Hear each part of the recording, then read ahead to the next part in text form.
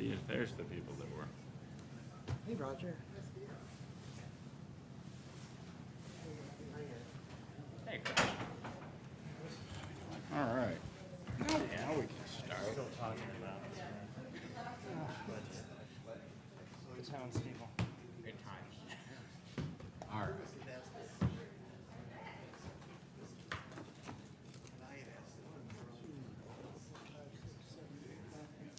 Yeah, we're good. We got one online. I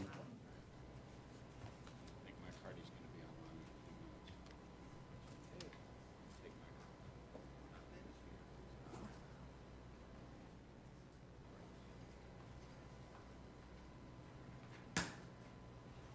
Welcome to the May 6th meeting of Ways and Means Committee. Please rise and join me with the Pledge of Allegiance. I pledge allegiance to the flag of the United States of America and to the republic for which it stands, one nation, under God, indivisible, with liberty and justice for all.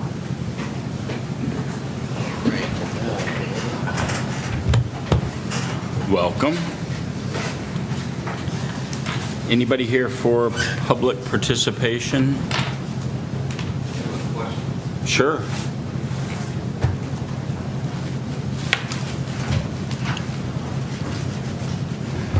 Good evening. My name is... Sorry, you're muted on the main channel. Thank you. Oh, I got you. I got it. How about now? Awesome. Yeah, both. Mr. Young, Thank you. Yes, my name is Bob Young, with town meeting member maybe precinct. pull this up a little. Yeah. Is that better? Yeah. Okay. My name is Bob Young. I'm a town meeting member precinct 3, and I haven't been to too many of these meetings because I wasn't on the town meeting. So I don't know if you were going to explain it, but other than this, can I ask questions as individual line items come up for discussion tonight? Yes. Yeah. As long Thank as you. we stay, reasonable and on point. Okay. Thank you. That's my You're initial welcome. question. Thank Sure. you. All right. Article 3-16, Historical West School Storage Shed.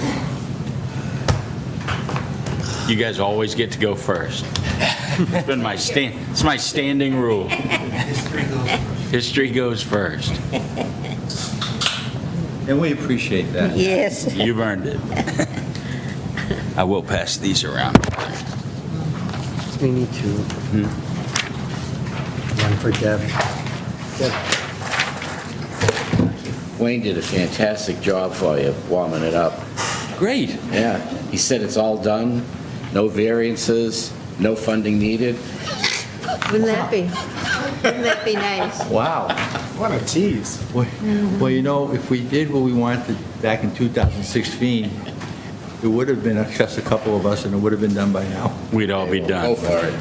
Lesson learned. Expensive history lesson, that's right.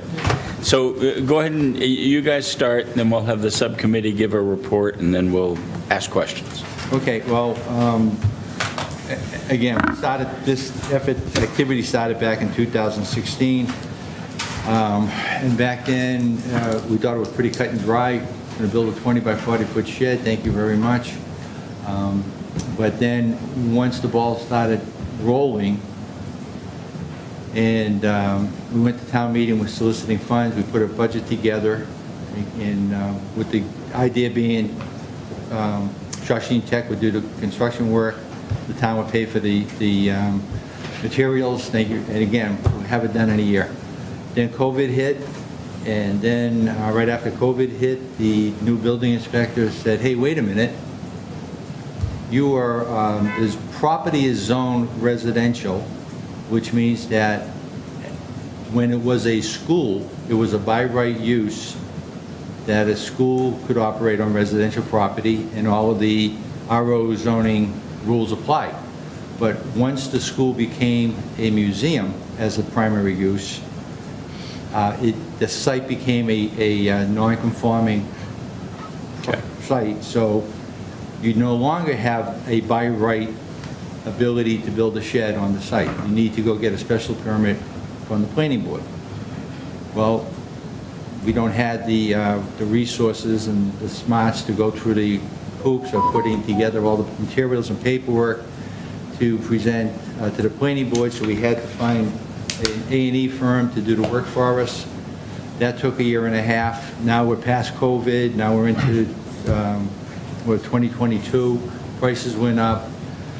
Went to the planning board, and the planning board said, gee, we like what you're showing, which is the rendition here, which is you're going to essentially duplicate the blacksmith shop that was over here across the street in the corner at that site.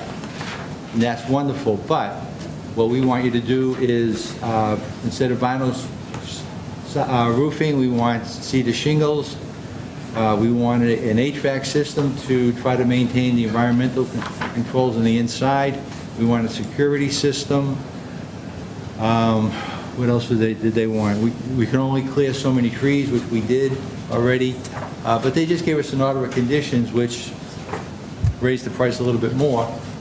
And we said, all right, we still think we can do this within our budget, but then we got a bid just to put the foundation in, the footing for the shed, and that cost wiped out the entire amount of money that we asked for the town meeting to build it. So we all stopped, and rightfully so, the town administrator's office said, we're going to have to competitively bid this thing, don't do anything, we'll kind of take charge. And that's where the current request, the warrant for $100,000 comes from. The town is going to now manage the project. How much it will actually cost, we don't know, but they want to have enough money in the budget to make sure they can get the job done. We estimate that with today's material costs, we think it will come in as a total package of about $70,000, but we don't know. That minus the $30,000 that we already have, it's like $45,000, but we don't know. And in fact, now the town is managing it, so they're the ones that are going to make the presentation at town meeting. And that's where we are. We need more money just because inflation went through the roof. Well, and inflation and the planning board. In the planning board. But on the plus side, though, Pretty clear. the town, the DPW saved us about $3,000, $4,000 by going to the Francis Wyman. There's a hill that's been there forever, and the People Helping People needs a space to increase the gardening for the food pantry. So the town actually dug out some of that hill and brought it over to the West School site. So that's the pad that you see now at the West School. That came from the Francis Wyman, and that saved us $3,000. Nice. Excellent. Working together. Frank? Do we have a subcommittee report? Yeah. No, it's not me. Oh, I was just joshing. Steve, I'm sorry. Yes.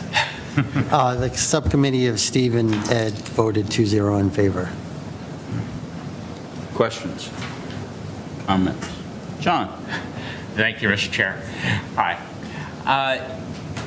Yeah, I have a few questions on this. One is, when this was originally proposed a number of years ago, I understand the primary intent was storage, but there was also a description that it would be used for, demonstrations and so forth. Not in the shed itself. We would be able to open the shed door, people can look in, but if we were to do something like blacksmithing, we would take the kiln out of the shed and do it on the patio between the shed and the school. So there will be no visitors allowed in the shed. Right, and that's my understanding now. So it's 100% a shed, and Yes. it's not adding a program per se. Obviously, going from 30K to 130K total is, like a 4X increase, which is a pretty major jump in price here from something that was somewhat pricey shed to now it's kind of a major project, which is a concern. I appreciate Steve has sent me, we went back and forth a lot of emails. We were able to construct how we got to 100K, which was great. But I guess, those would be my main concerns, is that this is getting to be an awfully expensive storage shed. Yeah. And, if the current cost is $2K a year, it takes a long time to get up to $130K for that to make sense to me, even if, we doubled our space. So, and the fact that it can't really be used for programming in any way kind of, takes away that potential benefit too. That's where I'm ending up. I honestly don't think it'll be that expensive. I do feel pretty confident that it'll become in total around $80,000, but I'm not running the project anymore. Right, and there is sort of, I guess the final thing is that in order to, my understanding, to get to that 100K, there's 40K for the construction that's in there. And I haven't seen any backup as to how you came up with that 40K number. So given that that's a huge fraction of the total amount, That's just material cost. That's 100% materials cost. No. I understand there's the material costs, but then to get to 100K, there's, just looking at your cover letters. I don't know how the town came up with the $100,000 request. Okay, but based on the cover letter, 40K was allocated towards the construction work. And so I'm not seeing any data that supports that number. And since that's, 40% of the total, it's kind of hard to ignore. Spreadsheet. But the Shawshine's going to do the construction, Well, I so we understand just need the that's, No, he's supply. saying well, I understand that's the goal, but there's 40K of this 100K that's allocated towards construction in the case that Shawsheen doesn't do the construction. Can you answer? Well, I can answer, but it's not, it's a bit of a non-answer. So, yes, there's a diffuse plan to get free labor from Shawsheen. The town accountants just trued it up to a round number, assuming that there's going to be some labor costs and there will be substantial cost overruns in materials. That is not any official word. That is my conviction, given the materials list that I at the very end. So I spent a lot of back and forth with Steve because the numbers in the backup don't add up to 100K. Well, they absolutely don't. Yeah. But with updates and so forth, we're able to finally get to numbers that add up to 100K. Yeah. And it's basically, 34K for the slab, 50.5K for all the other materials and contingency, and then 40K for the construction, and then minus the 28K left over gets you to 97. So that's how the 100K gets constructed based on the data that we have. So there's absolutely an assumption that, and very reasonably so, that if Shawsheen doesn't work out, that there's 40K allocated for construction. But the problem I have is that there's absolutely no description of how that was arrived at. I mean, it could be the right number of hours, it could be way too few, I don't know. It's, and there's no construction bid to back that up. So I'm just worried that there's nothing that prevents this from running away again. If Shawsheen can't do the work and we have to bid it out, then the bids come in for the first time and they either do or don't line up with 40K, but how do we even expect that number given that no backup? Whether the facilities person behind this, but I'm pretty sure that I shouldn't say anything about engineering may have used standards, construction standards to build a 40 by 20 foot shed. How many man hours would that take? That there were standards out there. They picked that number times prevailing wage. They came up with that number. Well, I hope that's true, but I don't think, hope isn't a good plan for us, I would say. I think we need the backup for this to be a coherent plan, is my opinion. We'll pass that on to people across the hall. Fair enough. John, are you going to answer? Well, kind of. No, I was just going to say that unfortunately, John is right. Well, Peter's a little bit right and John's a little bit right.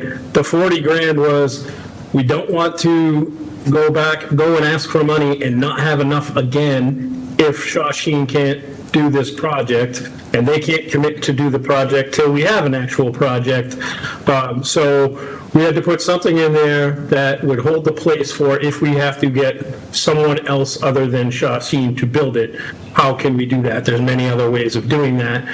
You could put it out to bid, go through a whole pay prevailing wage, get a company, all that, or maybe there's other ways to do it also. But we wanted to have something in place that in the if in fact Shawsheen couldn't do the work for us, then we have something to go back to use for that. I will say that, this was sort of taken over by the town. Was just, the Historical Commission is a volunteer committee. They don't have staff assistants. They don't have liaisons. So, we tried to help where we could, take the information they gave us, put something together that could be used as backup. So that's what you have in front of you. I know that doesn't answer your question fully. It's sort of a yes and no to your question. Yeah, And I'll be in there shortly. it feels like we kind of said 40K might be enough and put that number in there, but Yeah, I concur. doesn't seem like a good plan. I think you're not far off. A little different direction for a moment. Is this prefab shed or is it stick-built? It's stick-built. It's modern construction, 2x4s, plywood. Okay. I mean, from a perspective, and you can tell me there's numerous ways this would work, this seems like a barn raising kind of event. There are plenty of carpenters and other people in the town who would be more than happy to, pound a hammer. And I don't know whether that's viable. There certainly are insurance and licenses and other stuff to deal with and supervision. But Shawsheen's a busy place. I wouldn't bank too heavily on being able to get the resources in a timely manner, completed in a timely manner. So I was trying to think of other ways the town could contribute to building this facility. Unfortunately, asking that question complicates the explanation. So I probably shouldn't have asked it. It seems like a good project. I sort of surmise, I guess my sense is that 40K probably is enough to get the job done, but it's a good point to raise that you don't have a real bid from somebody who's going to have to be paid to do it, to make the math work out. And that's been a, kind of a problem with, or a feature of concern of us in seeing a lot of capital projects is that the math doesn't work out. And so that's, next year there's going to be renewed interest very early in the cycle. We had some quote at home. We had some quotes to just work in front of our house, and I asked the contractors how much it would cost to build a two-car garage, which would be roughly the size of this shed, and they said with no utilities, $250,000. So this is a bargain. That's ridiculous. I would very much like this to succeed. It's hard to tell that it will succeed as currently sketched out. It's ridiculous. Wayne will tell you there's a house going up across the street from him. Was it 2-point-something million now, Wayne? Of course. Yeah, they're all in. Anyway, sorry. Thank you. Yeah, Cheyenne. Thank you. If Shawsheen doesn't commit to the labor, is there a contingency plan to build a prefab shed? Or would that be cheaper? We can certainly get that priced out. What we're not going to get is the, well, I don't think you can now because the planning board put orders of conditions on that would make a prefab, a custom prefab. I don't think you can get a prefab with cedar shingles. Yeah. Right. So just getting a prefab shed doesn't really work very well right now. Frank? All right. Thank you. Thank you, Mr. Chairman. So let me make sure I got this straight, sort of simple. There's $28,000 in an old warrant that's sitting there, am I right? And this is an additional 100 you'd like in this warrant. Right. Right? And if I'm not mistaken, that would mean that no matter what happens, this is a not to exceed 128K, no matter Right. what happens. Right. Okay.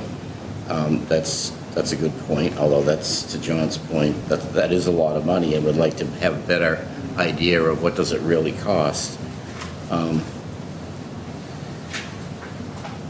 I would think, John, oh, he left, he's coming into here. I would think before we proceed to actually committing to constructing the thing, would have firmer numbers on what it will cost, and we would know whether or not we're even in the ballpark just by looking at the market for market conditions. You'd like to know that ahead of time. I think it's pretty clear that honestly, I don't want to start throwing numbers out because everybody's like, this house went up here and this went up there. But it just so happens I did today look at two large overhead door sheds, a place in Connecticut and Reed's Ferry. And the numbers that are out there for something like that, I'd call it semi-custom, well below what you're talking about here. So I'd be shocked if we can't build it for this much money. And I'm kind of feeling like something's been in the way of making any progress on this for, I don't know how many years now, 8? Yeah. 10? I mean, give me a break. So the things that, what you're trying to do with this, if we don't do this, we diminish the ability to take care of things that really are one-offs, are unique, and we should do that. So I would go ahead with this. I'd like to hear a little bit more at town meeting, but I think we should support it. One question I do have, why is it that it can't, when it's opened up, what is it that prevents, I can see not being able to do, ceramics or something inside of the building that causes hazards, but what is it that prevents anything to be used by the public, even for tours? The building inspector put that restriction in. The building inspector at the time said no public in the building. And nobody's tested that? Seems like a shame. We don't have a shed yet that we can Am test. I- Is it right to say, and I'm not trying to cause trouble, I think we've done a good job on that already. the building inspector says nobody can go in. The planning board says it's a museum because they can look in the door and see old things. Yeah. The planning board It said requires, West School is a museum, okay, and that's what changed the by right use to a special. okay. So they're not calling this a museum? No. But the planning board wants cedar shingles, they want air conditioning in this building that no one can go in and heat. Make sure there's. But it doesn't have insulation, and it No has a insulation. sliding barn door. And so these things are adding to the cost of this project and slowing it down. It's not even what they asked for. So can we propose to build what they asked for and then figure out? I don't know. And not to exceed. I don't think you can get around the I think Deb has been waiting. I'm just curious. Then we shouldn't build it. I know- Let it go on the planning board. I know nothing about the planning board. I mean, there's no way to appeal back to them on these particular Is a site questions? plan approved? The special permit was approved. Okay. I believe, I'm dating myself, it was 20-something years when last on the planning board, but I think you can go back and request changes. Okay. So, as I told you in subcommittee, I just want to get something done before we're all history. And I think that we should take care of our history, and I think we should allocate something and hope for the best, which goes completely against my philosophy with a lot of other capital requests. But I do think that we've got $1,300 and something for cedar shingles, and we need about 1,300 square feet. That's not going to do it. I don't see any insulation in the plan, and if the planning board wants HVAC, then what the planning board wants is to take money out of our pockets, put it into the electrical grid, put it into the heat pump, and pump it right out the door.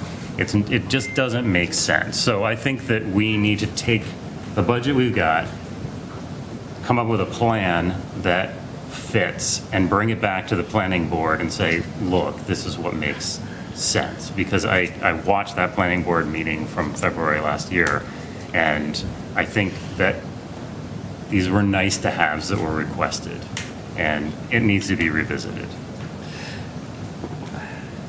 I do think when construction starts, I'm trying to think back 20-something years, but Sure. we can go back and say, hey, we started and we really don't think we can do all of this stuff. And they can vote to make those changes. Value engineering, Value engineering. yeah. Chris? So, I think these are all very valid points. I think this is one of the values purchase. I can't help but go back to when we were voting on the animal control. And we had a design that was basically hand-drawn.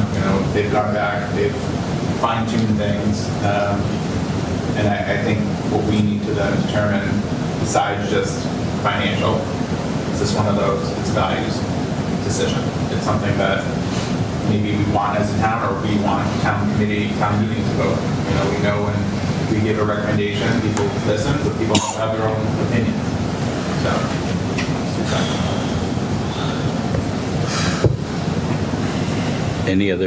Anybody else on the committee that has anything? I saw a couple of hands, and we're gonna try this. Bob? Mr. Young? Please. To the mic. Yeah.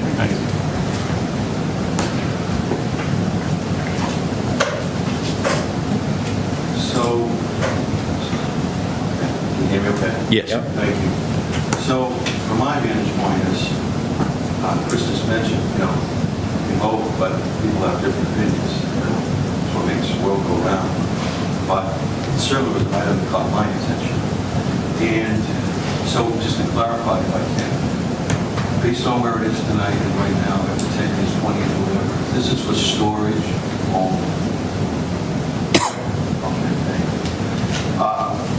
Have you or anybody on this committee, I just looked it up, I'm not going to say the number, but we're just saying it might be free labor from Shawsheen. There has to be someone over Shawsheen, and if it has to be the principal or whoever, someone who could call in, say who you are, say you got a project, and ask them what the current list is for projects.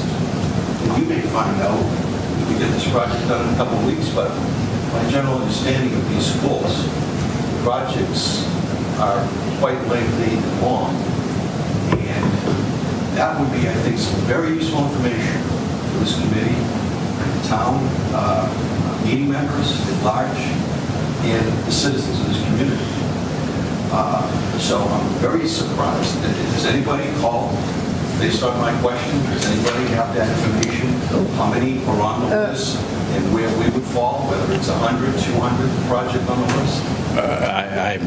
I don't know if anybody, someone's waving their hand. Yeah.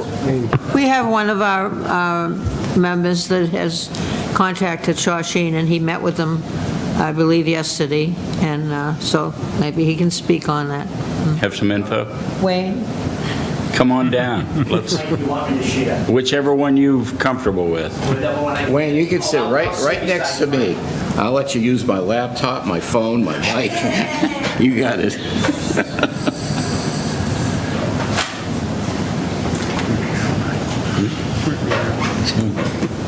It'll pick it up. You think so? Yeah. It sounds like it, too. Wayne Higdon, resident of Burlington, still a resident since 1949. About 4 years ago, I got involved with the Historical Commission, having been involved with history in the town for years. And somehow I started getting involved with this project. It's a victim of the system. The building inspector looked at it. Because of the size and the way it was spec'd out, he put stipulations on what he wanted. Then the fire department got involved in it. Because of the size, they looked at it as being a place of assembly. That's when the decision was made to restrict the public from going in there, just members of the commission and so on, that were either repairing artifacts or cataloging, whatever you want to call it. Then, who else was there? The building inspector, he looked at the plans. He was not happy with what the plans were being submitted as, so he put his stipulation into it too. So that added another factor to it. And as Joyce just mentioned, I had a meeting with members of the Shawshene School Committee yesterday, and they're saying, when are you going to start? They're ready to do it. I got a verbal acknowledgement from them, but talking to Rachel across the hall, she wants it in writing. So I have sent them an email requesting in writing that they will take the project on and they will start it in the fall. There's good points and bad points, as we say, with using the tech. One of them is it takes them longer to build things than a contractor would, because their day is limited to their school hours. So the students arrive at the school, gather their tools, get on the bus, go to the construction site, and then they start to do the work. Talking to the representatives, they said they'll be doing a project in a fair amount of time so that it will be winterized in time for the winter. Not, being specific because of holidays and everything else with the school year. So now I'm waiting for the email with a PDF letter saying that they will, live up to their end of the bargain. And that will make Rachel happy because she's part of the increase. And the idea was to cover it if the school could not do the construction. Because as we say, that's a big labor factor right there. And now, since we've had tariffs and a few other things, prices are no guaranteed other than the day they're submitted for an estimate, because everything changes hour to hour. And one of the questions the Shawshene had was, does the town have a vendor to supply building products? Because they need a source so that they can buy the products, and then the town picks up the tab for the materials. And we have one particular one that they use that the town already has an account with. So it's made progress just since the past 2 weeks. Good. Because when I tried to reach, Shawshene, their email system is a little different, and I finally figured out how to get into touch with them. And like I say, I had a very productive 45 minutes with them. And they're ready to go. All they need to do is find out when the money's available, and from what I'm led to believe, this is why we're sitting here in front of Ways and Means, because the money's going to be obligated for the next town meeting for next year. So it'll fall into play that the money will be there after July in time for the Shawshene to start doing the work and so on. And the town wants to keep that money there if for something unusual happens and it has to be constructed by a contractor. So that's like their backup, just to make sure it does get completed. So hopefully that answers a few questions. Thank you. What is the funding source? Free cash. So that could be immediate. Yeah. Yeah. Don't do that to me, Frank. Don't make it immediate. You got the money. Mr. Young, one more thing. Thank you, I appreciate that, Chairman. So, that's interesting information. Hopefully it can be in writing. There's a note here, alternatives considered, continue to rent storage pod at the museum site, I guess. We have a storage pod at the museum site. We also have an ISO container that all of these materials have been sitting in now for Years. We have a 40-foot container that these materials have been sitting in. And you know what that goes a month? Well, the town owns the container, but the pod is $169 a month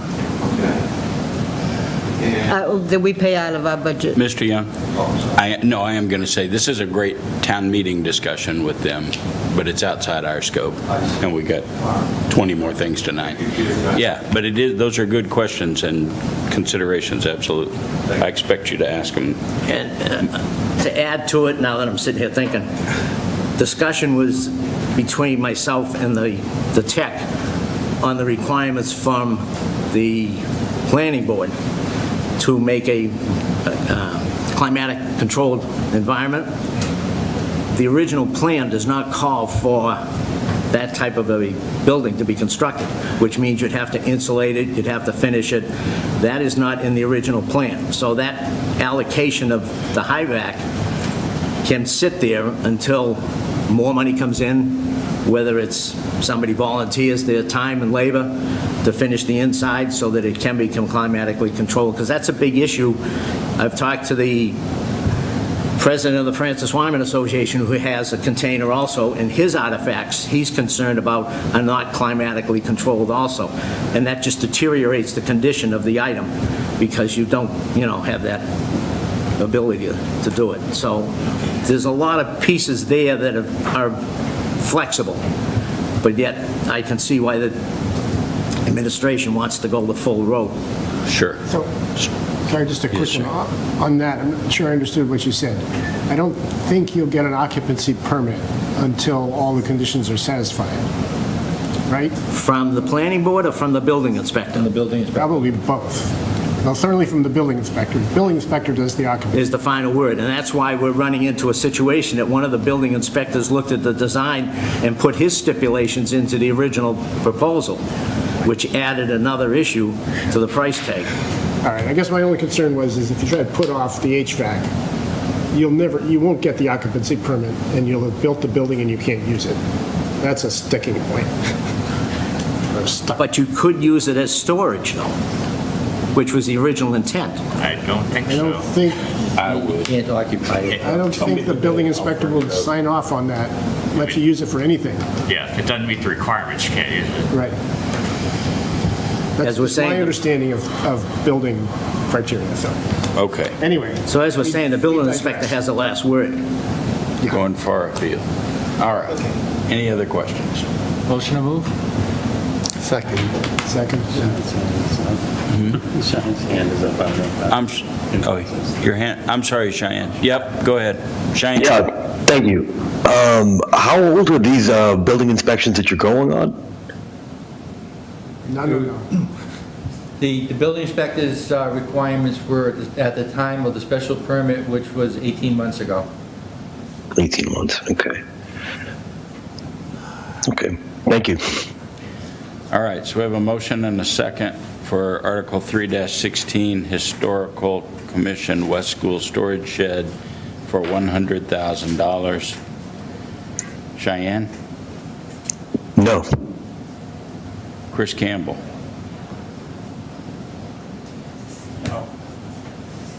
Mike Hardy? Yes. John Eiler? No. Deb McCarthy? Yes. Frank Monaco? Yes. Steve Moran? Yes.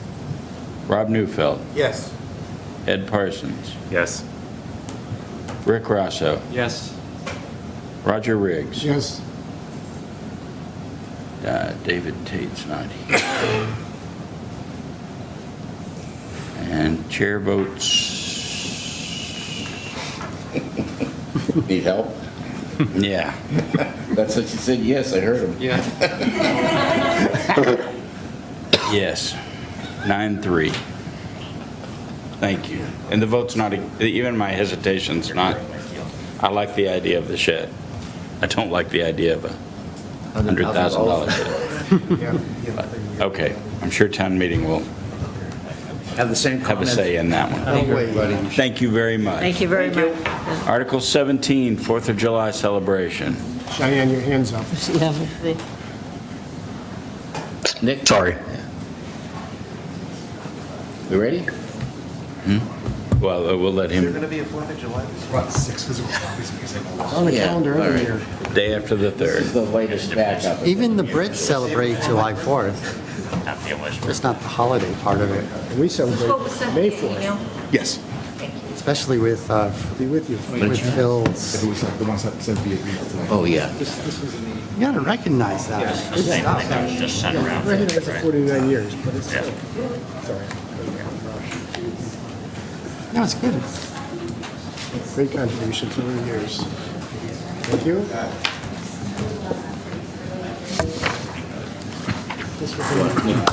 We're ready, go ahead. Okay. Good evening, everybody. It's good to see you all. Hi, Nick. Nick Priest, representing the 4th of July Parade Committee. As you know, we run the parade mostly on, but on and off, for the last 16, 17 years, the last six or seven of which I've been involved. The last 4 or 5, I wound up being president of this ragtag group of folks.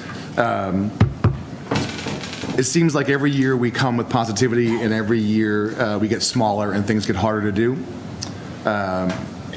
That low volunteerism that I constantly get on my soapbox about rears its ugly head, which leads to difficulty in fundraising and going out and getting corporate sponsorships, which then makes it more difficult for us to put on a parade, which then makes us come to you guys and say, we need money if you want a parade, and thus the cycle continues. And so with the 250th, happening this year, we wanted to put our best foot forward, as it were, and we knew that we weren't going to be able to acquire the dollars ourselves. And that's where the original warrant article came from for the $80,000. After meeting with David and Frank, I had a great discussion about just the reality of the cost of a parade, and we can get into all the details. But, we kind of agreed that, we could bring that number down. And so we amended the backup and brought it down to $34,000, which would allow us to basically run the parade at more or less level funding with some additions that we can talk about as well. So I'll stop there, and then we can. Sure. Frank? Thank you, Mr. Chairman. David couldn't make it tonight, but he and I met with Nick 2 weeks ago, I guess it was. And after a lot of discussion, as Nick has indicated to you, we felt that just because of the nature of what this anniversary is, that we really could maybe not do the fireworks or something like that and get the cost a lot further down. So we had a lot of discussion, came up with a number, and then we voted on, I think we voted on, oh God, what did we vote on? $34K. And Nick went away and kind of did what he could with that, plus the money that they already have to run the 4th of July parade. I would say the subcommittee is very supportive of having the event. It is very traditional for the town, and people look forward to just having it and seeing it. So it'd be a shame to not fund it, and that's why we did what we did, and I appreciate Nick basically agreed with us 2 weeks ago and went back and reworked it, so that's what you've got. One comment I want to make to save a little bit of time. A thought I've got here is that maybe we ought to make the 4th of July committee a subcommittee of town meeting as a standing subcommittee to sponsor this thing somehow, because I think it's not working very well the way it's committeed. Just a thought. I think town meeting would actually be, you'd find a half a dozen or more people behind it that would love to do something like this. There might be a better way to keep it alive in the future. Thank you. And we voted 2-0-0. Questions? Comments? John? Thank you, Mr. Chair. Yeah, I agree. I think this is a great event for town, and I think going to 34K makes it a lot more palatable. So I really just have some financial approach questions, maybe for Frank or the administration. So we're really, I mean, as you pointed out last year or year before, you need to really be paying for things well in advance. You've already put money down, I assume, for this July parade coming up. No, actually, we haven't. Then you really better hurry, yeah. Yeah. Okay. All right, well, that's interesting. I'm going to start a band.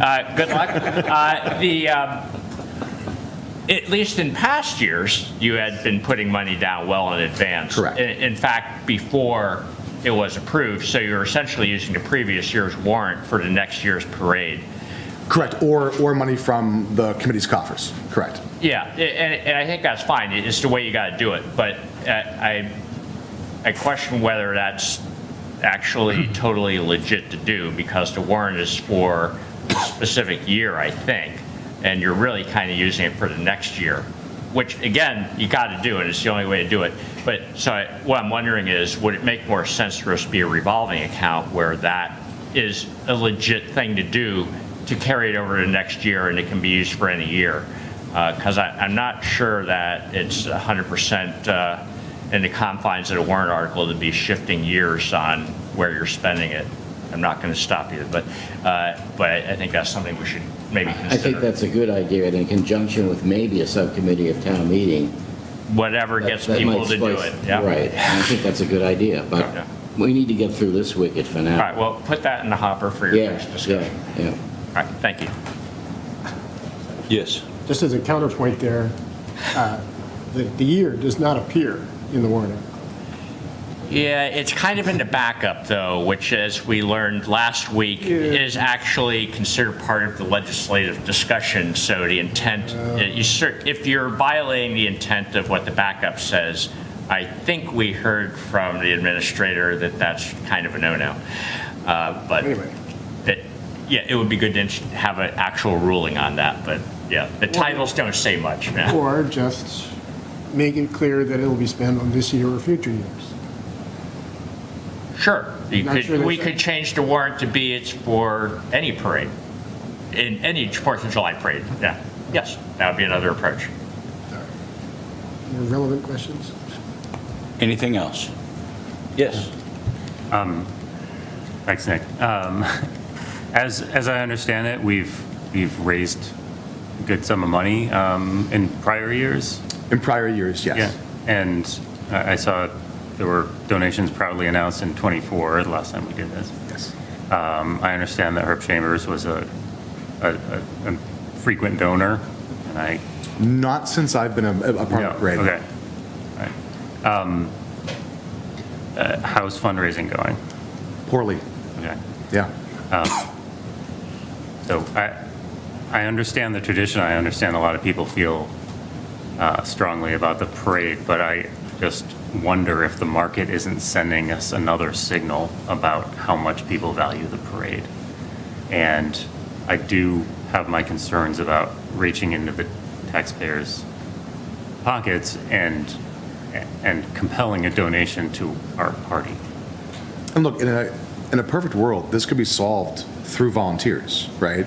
If we had more people on the committee to do fundraising, right, and we had more of a presence, then the money we'd be asking for from town meeting would be substantially lower. In fact, I believe the first time I was in front of you guys in 21, 22 maybe, I had said, post-COVID, we're asking for a little more. The goal is to scale back, right? And it seems like we've either been at 20 or now this year we've been asking for more. So it's actually, to the point of like where the market is and where people are, I don't need everyone's money. I need more people volunteering for some people's money, right? And honestly, like that would allow us to even get sponsors back into the game, which would even lessen the burden on the actual fundraising itself.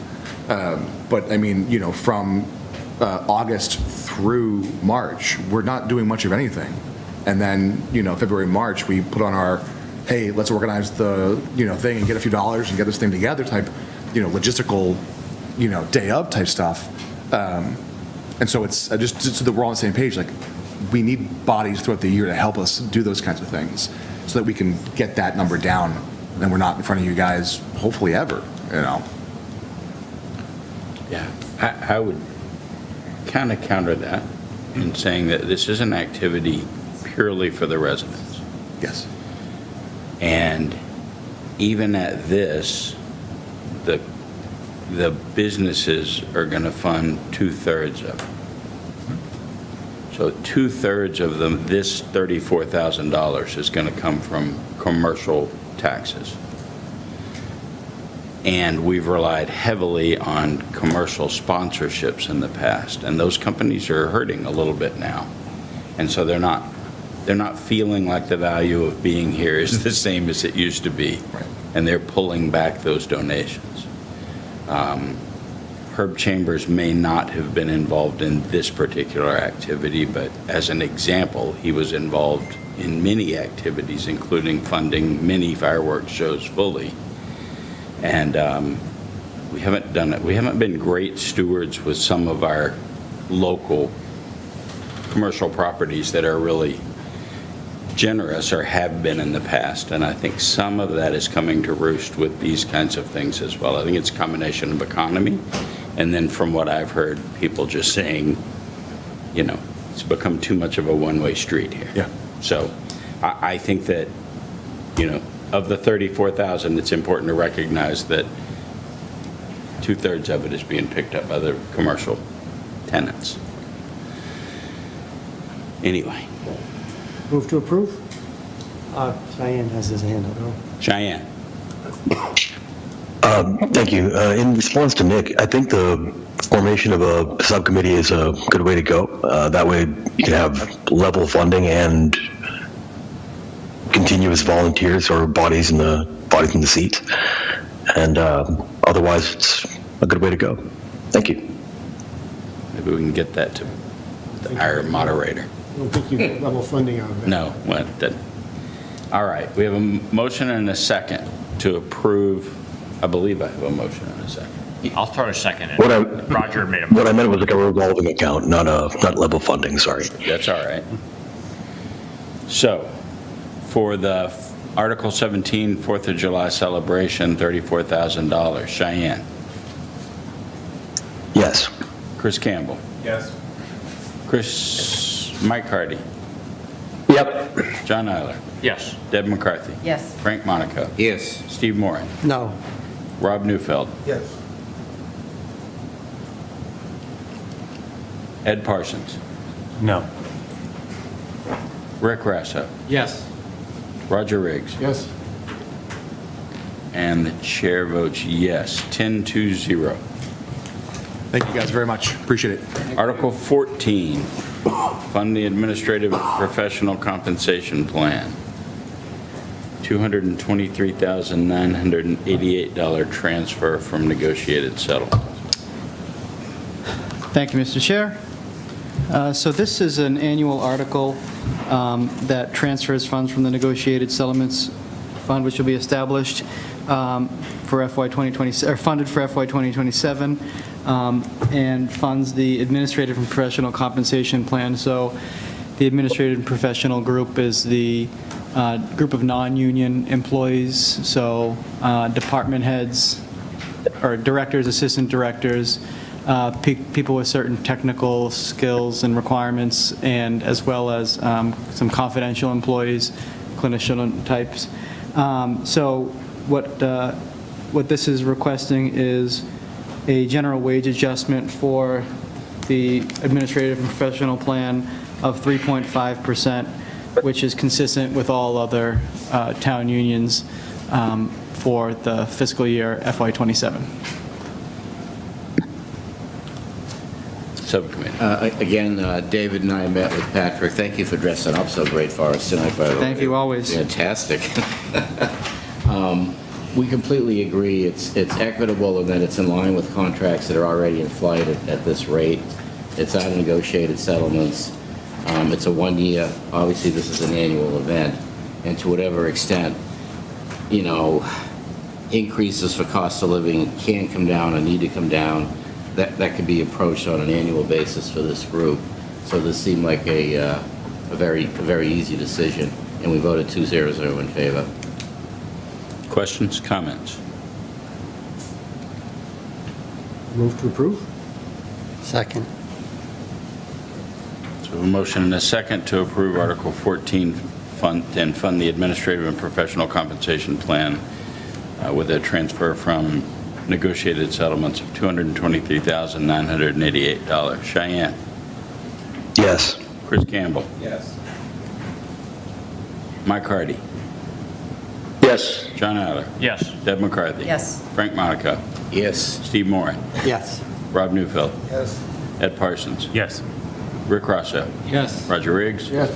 Chair votes yes, 12-0. Thank you. Thank you. Patrick. I'm going to wear a necktie next All time. right, schools.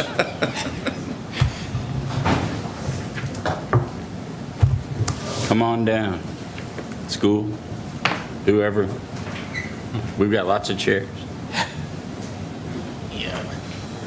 You can even borrow this mic if you want. It's hard to move it. Yeah, that one's got a long cord. It can Yeah. go wherever. We can share. No, I got one. All right. We're not going to let Frank talk. Yeah, I'm not. Look out for articles. John's trying to capture the most talking. Welcome. Take a while. Welcome. So first, I'd like to say I just appreciate and point out that you guys met the guidelines, and that was a tough one, I know, and it's appreciated. So, thank you. Thank you, Mr. Chair. Again, I'll be very brief, and we'll get right to it. But as Mr. Davidson said, this process really starts for us during the summer. About several months in, we meet with representation from this board, as a select board, school committee, and we set up some guidelines. The guidelines this year were, I think they give us a range, 4.25 to 4.5, and we were determined to try to come in at the bottom end of that range, which we did in our operating, as you see. We came in underneath the guideline that was provided to us for the accommodated account, and we're not using all of the allocation for our capital warrants. So again, all of that's up to town meeting and you all, of course, but we feel like we're presenting operating budgets, an accommodated account, and warrant articles within the guidelines that were established by this committee. I want to thank the Ways and Means Subcommittee led by Mr. Campbell. I think he went thoroughly through the budget, line by line, page by page. So I feel like the operating budget has been reviewed, as has the accommodated and the capital. It took a lot of time. The lines are there because Nicole and her staff spend a whole lot of time putting detail together, and not only putting the detail together for budgets, but also tracking our spending through those budgets monthly for the school committee to make sure we're staying on track for what we said. So again, thank you, Nicole, and thank your staff. So again, with that, we are ready to present. It's a non-contract year for us. So in terms of predictable costs, it's one of those years, it's the last year of our existing contracts. So fiscal 28 will be have more unknowns unless we settle early. But for this one, our fixed costs were fairly well established. Subcommittee. So I too want to echo what Eric said. First of all, thank you to the subcommittee. We spent 3 nights extensively going over this. I appreciate Nicole following up with open questions, as well as for you and your staff for improvements to the budget. I think that greatly helped this year, and so we're very grateful for that, as well as for the open and candid conversations that we had each night. I would say we also had record public attendance over all 3 nights. We had a lot of open discussion, how many members coming, which was very nice. It's not just 1 or 2. We had 8, 9 at some nights. We've discussed many important things, and there's some important driving factors in this budget, including technology costs. Salaries continue to be a large part of the budget.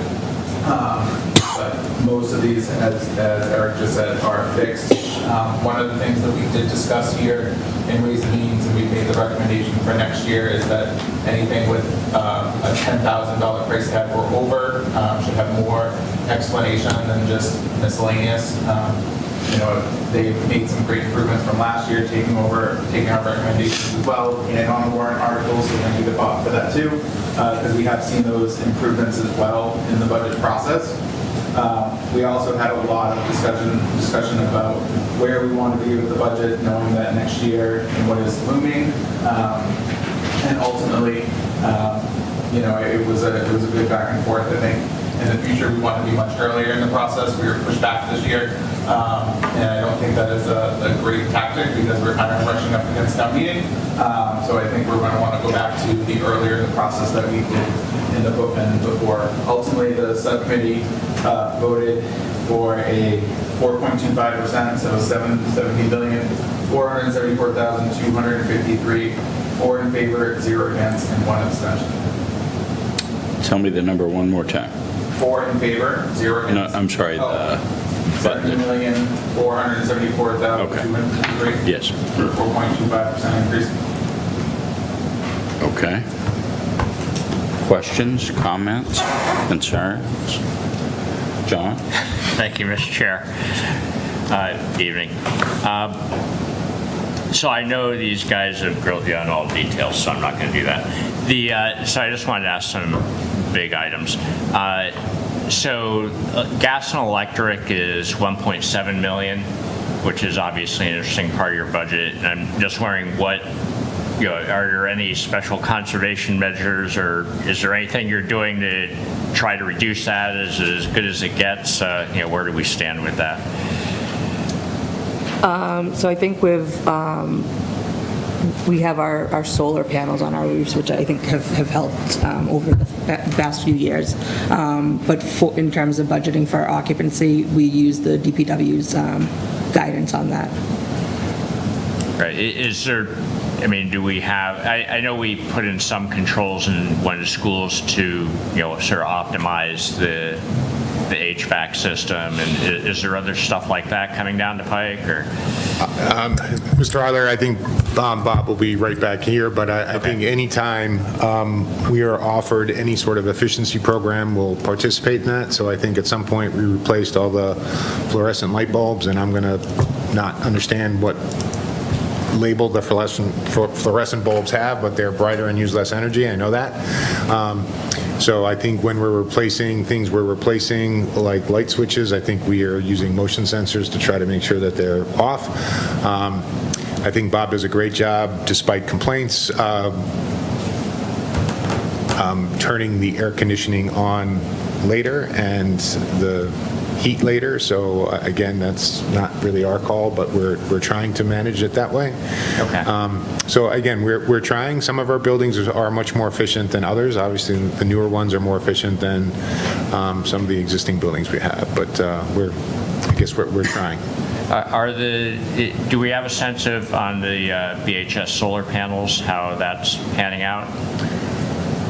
Again, I think we do. We'll have some more information for you in a few minutes, but again, we'll wait for Bob to we have panels on both the high school and the middle school, and so and we have the potential of we don't own the panels, right? That's a It's a lease. it's an arrangement, so hoping that we're selling the credits or getting the credits back for that. I just want to point out for our transportation contract,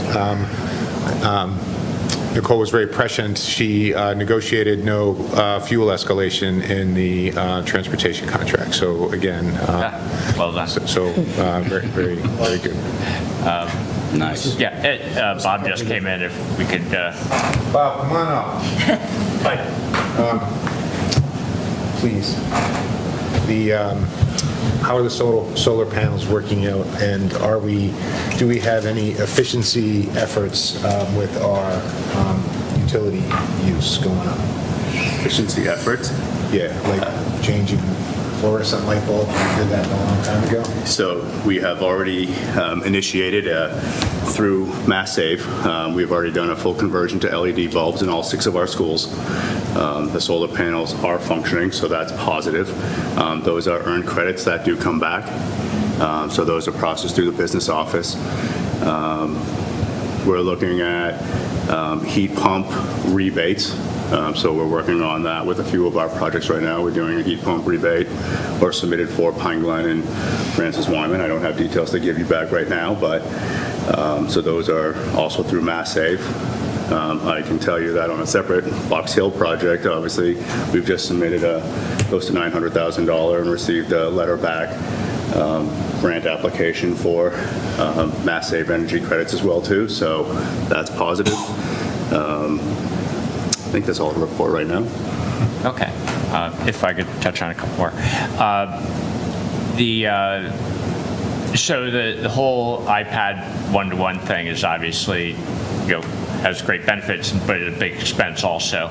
And I'm just curious, so it's easy to stick with the program you have, obviously, and there's a lot of cost savings with just not having to deal with that.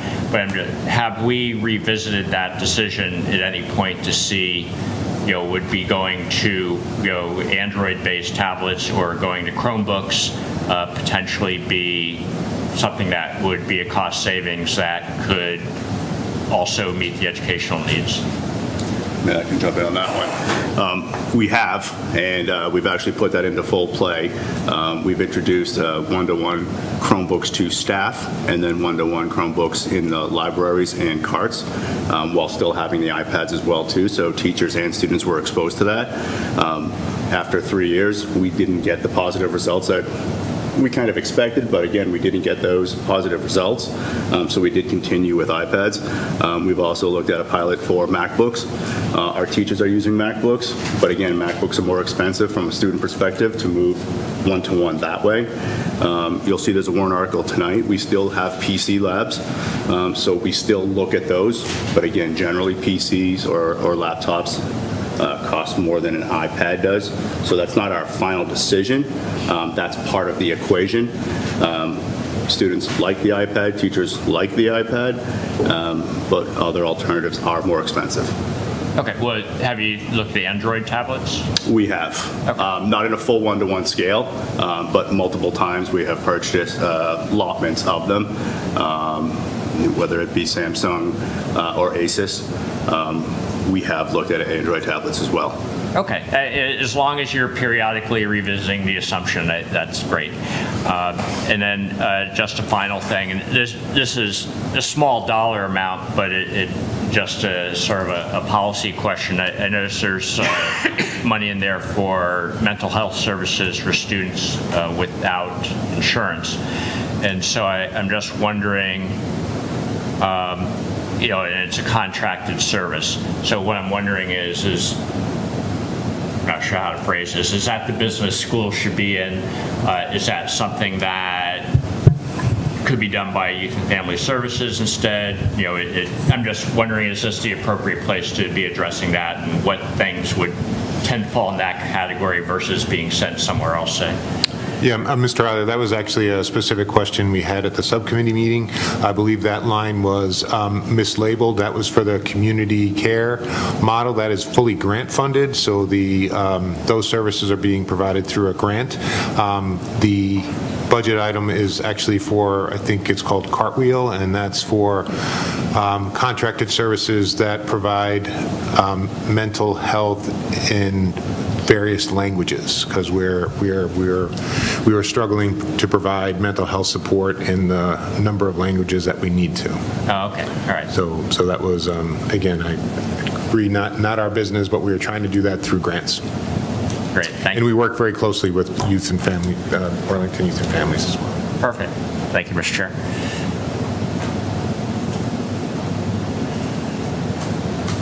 Frank? Thank you, Mr. Chairman. First of all, the overview, like I think it was 48 pages that you sent around. I thought that was really, really helpful, really well done. So I know a lot of people, but yeah, I think you probably had a big part of that, Nicole. So I think it's a great document. I did notice that in the accommodated accounts, you were able to come in, it's down a bit and significantly under budget. How did that happen? So there were a few things there. So one was a reduction in staff in the BECC because we're going to be closing a classroom. So that contributed to it, as well as the student population. Last year we had 11 residential placements. This year we have 9. So those ones are pretty high ticket. And then in terms of day placements and collaboratives, those sort of stayed the same. So it was mostly the drop on the residential placement. I mean, it's nice to have to spend less money, but obviously the district is doing a really good job on supporting both in district and out of district, all of the special education. So, okay, thank you for that. I did notice on the subcommittee you had one abstention. Is there something we need to be alerted to there? Yeah, so happy to explain that. So we had significant conversation, and there's still some open questions that have been left. Thinking of presenting some of those questions here. One of the big ones that I am still stuck with and resonating in my head is that we have the potential for 24 extra students going to Shawsheen next year. So we're seeing a 10% increase on what we are going to be paying Shawsheen. And that's a pretty significant increase into our Shawsheen budget. There's also something rightly we've advocated for because Burlington tends to be on the higher end of what we're trying to get in and more students. But potentially 24 students not going into the freshman year and then potentially not continue. Eric made a very good statement about this was test piloted in a tech school in Worcester, and there is a certain amount of retention rate that does come back about October 1, pre-October 1, which was a good argument. But what I had asked for was to kind of look at class numbers, because in my world, 24 kids, that's one class. That's a whole math class, whole English class, whole history class, whole science class, and that's a pretty big expenditure. If you're looking at our pure pupil, you know, it's going to be roughly $600,000 of those 24 students, which makes sense, because that's what we're sending to Shawshing. And that is something that has really stuck with me when we're really looking at the fine-tuning of the budget. Of other things, we had a number of discussions, and unfortunately, we continue to still have some of the same discussions year to year. I think there is some disagreement on the level of oversight, Ways and Means is trying to have on some of these, and rightly so, what school committee and administration may think the process will be. That doesn't mean it wasn't collaborative. That doesn't mean at all that we didn't engage in a lot of conversations. But I think within the subcommittee, we wanted to have very particular conversations and really kind of get down into the grassroots, and that's why we, went from 2 nights to 3 nights.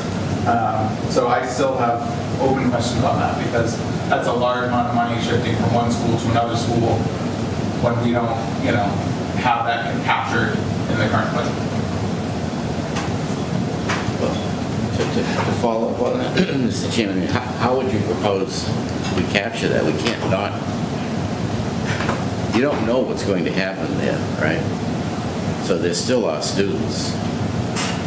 Are you suggesting the budget is over by 24 students, and that could be prorated across the budget to make it less? So I'm not suggesting that per se. I don't know what I'm suggesting, because I don't know what the class numbers look like. And unfortunately, it sounds like at the earliest they would be ready on Friday. And I think the other variable is we don't know all of the students that may or may not accept this Shawsheen. There's a big change here, and rightly so with Shawsheen, is they went from an admissions policy that was by admissions to now a lottery system. And so what students who may not have been accepted in the past are now going to be accepted with maybe more needs and more considerations. And so it is unknown, and rightly so, how that process will play out. And very likely many students may return. It is just a large sum that I think that we should just skip over. Do I want that to negatively impact the budget? No. But I think as stewards of the budget and looking financially at it, is something that was pretty glaring throughout this process. Anything else? Anybody else? Motion? So moved. Second? A motion and a second for the school operating budget of $70,474,253. Cheyenne. Yes. Chris Campbell. Yes. Mike Hardy. Yes. John Eiler. Yes. Deb McCarthy. Yes. Frank Monaco. Yes. Steve Moran. Yes. Rob Neufeld. Yes. Ed Parsons. Yes. Rick Rasso. Yes. Roger Riggs. Yes. Chris Campbell. Abstain. And chair votes yes, 1101. Special ed. Line 300, special ed.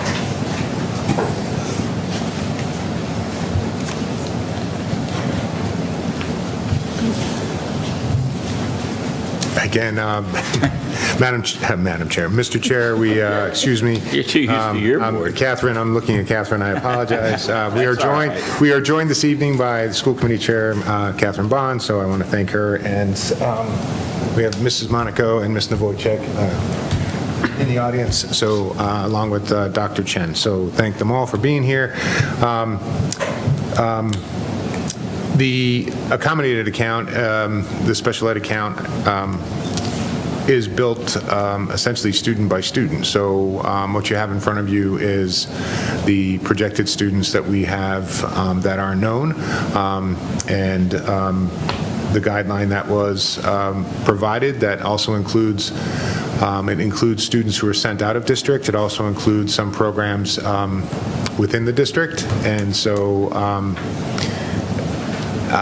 this budget, again, is one of our more volatile ones. I think Nicole just explained we're down a little bit because we're responsible for students until age 22 in many cases, and if students age out, then we no longer are responsible for their education. So I think that's where it is. We did see 3 or 4 students move in right before April 1st, which is sort of a significant date for us because after April 1st is when the cost would be shared with the district that they are coming from.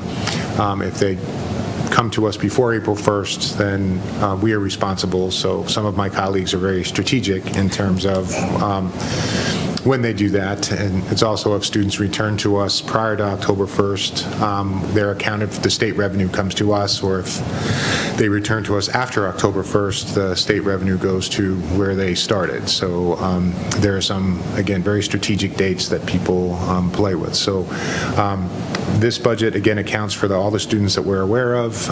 We could have 3 or 4 students move in over the summer, but I think that's the whole reason why it's in the accommodated account. Nicole manages that well. We're assuming the state is going to fund circuit breaker. We're always a year ahead or in arrears, so we're pretty comfortable with that number as well. And again, that's due to Nicole's management of that management too. So again, from my perspective, this is a gift from the town of Burlington. It allows our operating budget to be very stable and conservative. So we certainly don't take this for granted, and we're very careful with these funds. But we really build this one student by student, service by service. And so I'd have to say this is kind of these are all required services, mandated services. So that's where we ended up this year. So thank you. Subcommittee. So we had a great discussion about this. Appreciated how diligently the public schools takes this accommodated account because of how it has both preschool and our special education programs. So out of addition to tuitions and transportation, unfortunately, as Eric just said, we continue to see increased rates as well for out-of-district tuition costs that are outside of our control and can often happen during the school year, as much as 15, 20, 25%. They can petition the state in order to get that, and usually when they do that, they do get those increases. So those are what we continue to see when looking at these. We voted 4-0-0. We had 1 absent for a 2.6% increase for $16,683,021. 21 or 321? What? 321?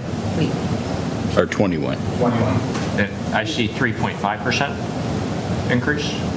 No. Can you say that total again? Wasn't it 2.6% for $16,683,000? I think you're not looking at the revised version. Yeah, I'm seeing a different number here. Where are you at? It's $16,835,321. That's the number I see.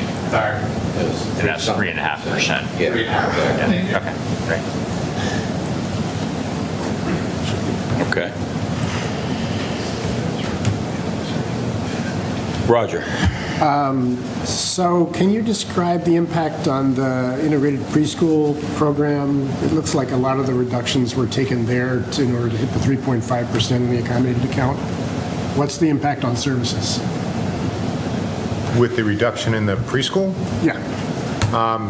Again, I think we're watching enrollment very carefully, so I don't think the program is going to change. We're just running, we don't need a classroom, given the enrollment that we're seeing.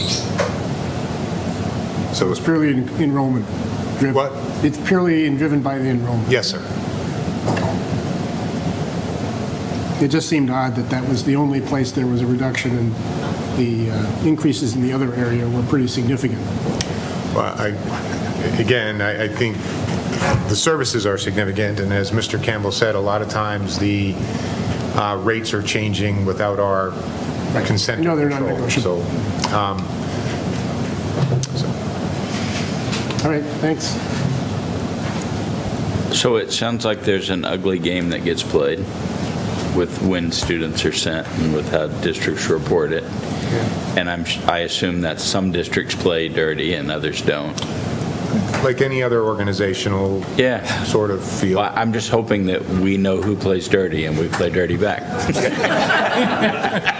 I don't want to be the nice guy. That's a different kind of fairness. That's regardless. Anyway, that's just my 2 cents. Anybody else? John? Thank you, Mr. Chair. And I get confused by this every year, so I'm going to ask just to make sure. I know in the regular operating budget, there's also special ed in there. Is my understanding correct that that's for the 504 and IEP plans? Yes. Okay. And then this is the other stuff that you described. Frank's on the same wavelength with me again. Something that would be helpful to just understand why these things go up and down is that you have the enrollment numbers for regular ed. If you could have the enrollment numbers for each of these programs in the accommodated account, that would help answer a lot of questions like Roger just asked. You know, if we could see that the BEC enrollment went from X to Y, then that would make that pretty clear why that went down. It would also give us a handle on the ones that went up. You know, ultimately what we're trying to understand is, you know, what's the change in the per student cost. We know you don't control the number of students, but understanding the per student cost would help us not ask a lot of questions. Yeah, and again, the questions are fine, and through the chair, and very respectfully, Mr. Eiler, I think for programs like the BECC, that's something we can easily do is tell you our enrollment. The challenge with providing enrollment for some of the individual programs we have, there may be one student, and then I would worry about anonymity or someone attaching a cost to an individual child for some of these children. So I'm not saying we'll give you as much as we can that I think we can protect sort of that. Sure, with that caveat, it would be helpful. So that's all I'm saying. So absolutely we can do that for the overall BECC program. Great, thank you. We do include in that the packet that got sent out, the school committee's final budget, on the headers of on page 45, you'll see projected enrollment for BECC at 90 students. Is this in the superintendent's budget? No. It's in the abbreviated one? Yes. Okay, page 45 you said? Yes, at the heading there, we include the enrollment numbers for early childhood and the other in-district programs. The big PDF. I'm seeing staffing there. Yeah, at the top, so the fourth line in the Look header. at that. Okay, very good. All right, thank you. You're welcome. Anybody else? But having, being able to have the history so we understand, is that more or less than last year, for instance? Would you just like a 1 year? Sure. Okay. Anybody else? Yeah. Do we have a motion? Moved.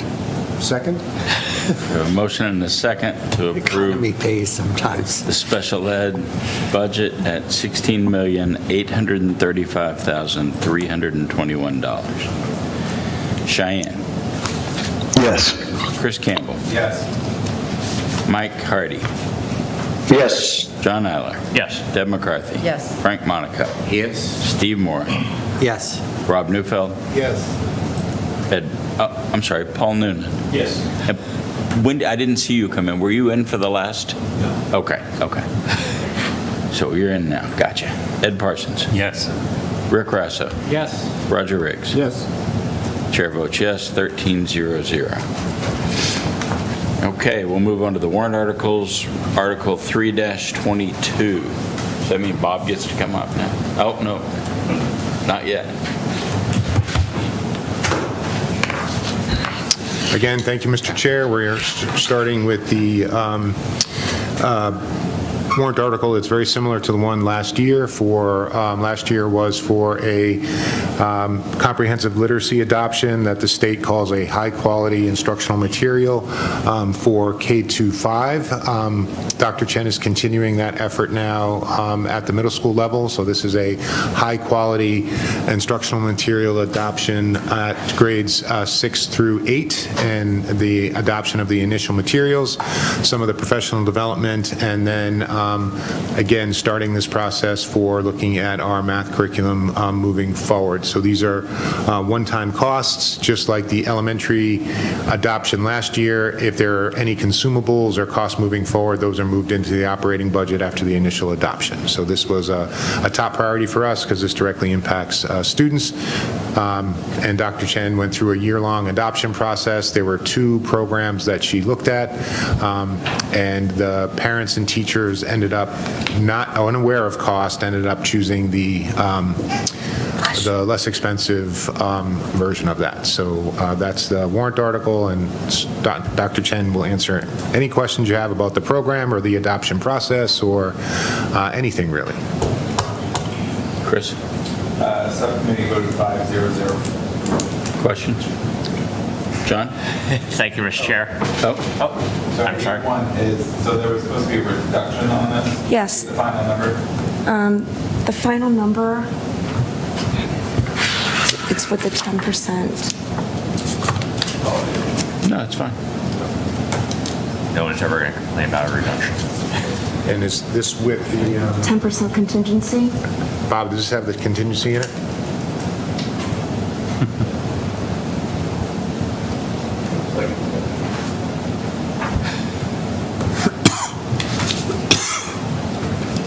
Game time decision. Yeah, that's right.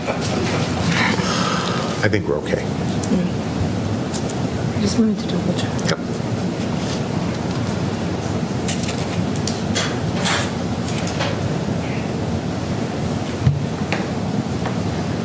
Data doesn't get any fresher than this. So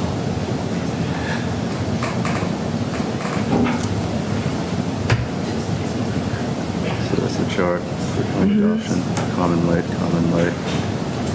60,000, 24, 42,000, Yep. 21. Yep. That's the total, 450 plus the 10% contingency. Yep. So you can have that. Okay. So with the 10% contingency, it will be in total $224,895. I'm going to get you to tell me one more time. It will be $224,895. Okay. And I was just, so the other number is what's in the warrant. So The other number is what's in the warrant, because at that point in time, there were two that folks were still choosing and we had not finished. Sure. And I put the higher number on there, just as a holding spot. However, the parents and the teachers decided to choose the high-quality curriculum without knowing the cost, the lower cost. Love that. I'm not questioning that. I'm just questioning what so we probably need to amend. It was 280,000. Yeah. But we do. But we move it on the floor, right? Yeah, that happens on the floor. All right. I mean, we will have the lower number voted here, but Yeah, that's fine. yeah, because they've lowered a few other articles also. Okay. And I think, since it's moved and seconded by Ways and Means, I think I just moved and seconded it. I could have waited. A little headroom. All right. All right. Your power is awesome. Sorry, and you have a piece of paper that you send to town. That kind of money, we won't let you screw out. Thanks, buddy. Are you ready for me now? I'm ready for you. Okay, very John good. Eiler. Hi, Dr. Judd. Hi. So it makes sense to do the updating on the curriculum and so on.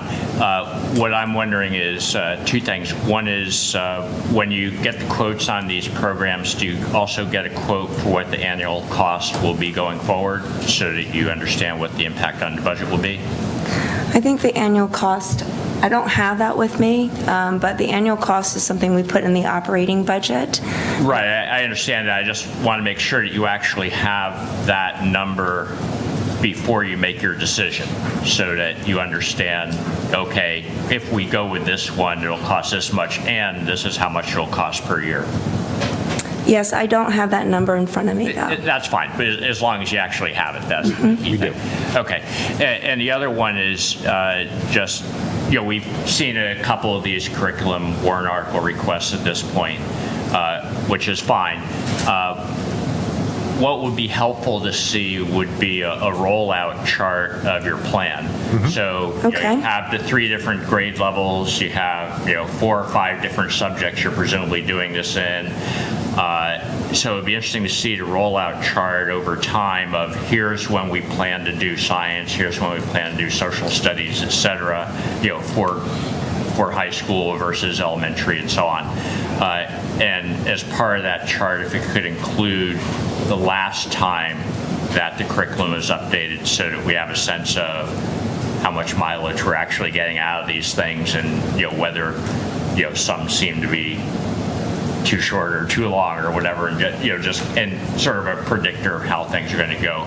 It would give comfort that there's and I'm sure you have this, it would give comfort that there's an actual plan that's being followed as opposed to, well, this year it looks like will be a math year or something. And I'm sure you're not doing that, but it would be good to just see that spelled out. And it would allow everyone to understand what's coming down the pike. We can absolutely do that. And excellent. We have those ready to go. I assumed you did. Thank you. Okay. Thank you. Anybody else? Do a motion? What? So moved. Did I miss a question? I'm not trying to rush.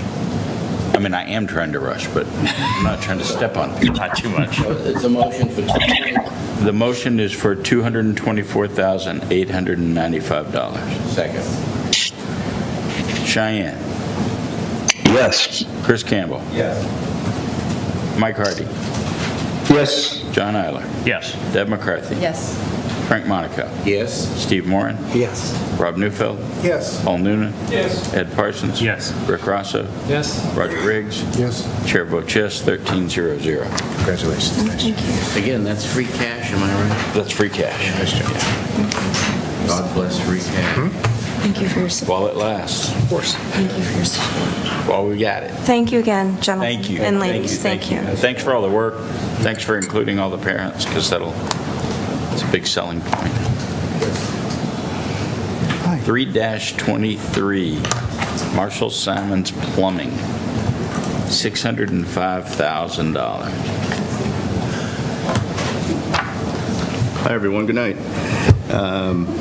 The warrant article in front of you tonight is to replace a cooling tower at Marshall Simons that was installed in 2004. The pictures supporting it and the reports that we have during inspections state that there's an opportunity to just rebuild it, but since there's internal frame damage and exterior frame damage to it, the recommendation is actually to replace it.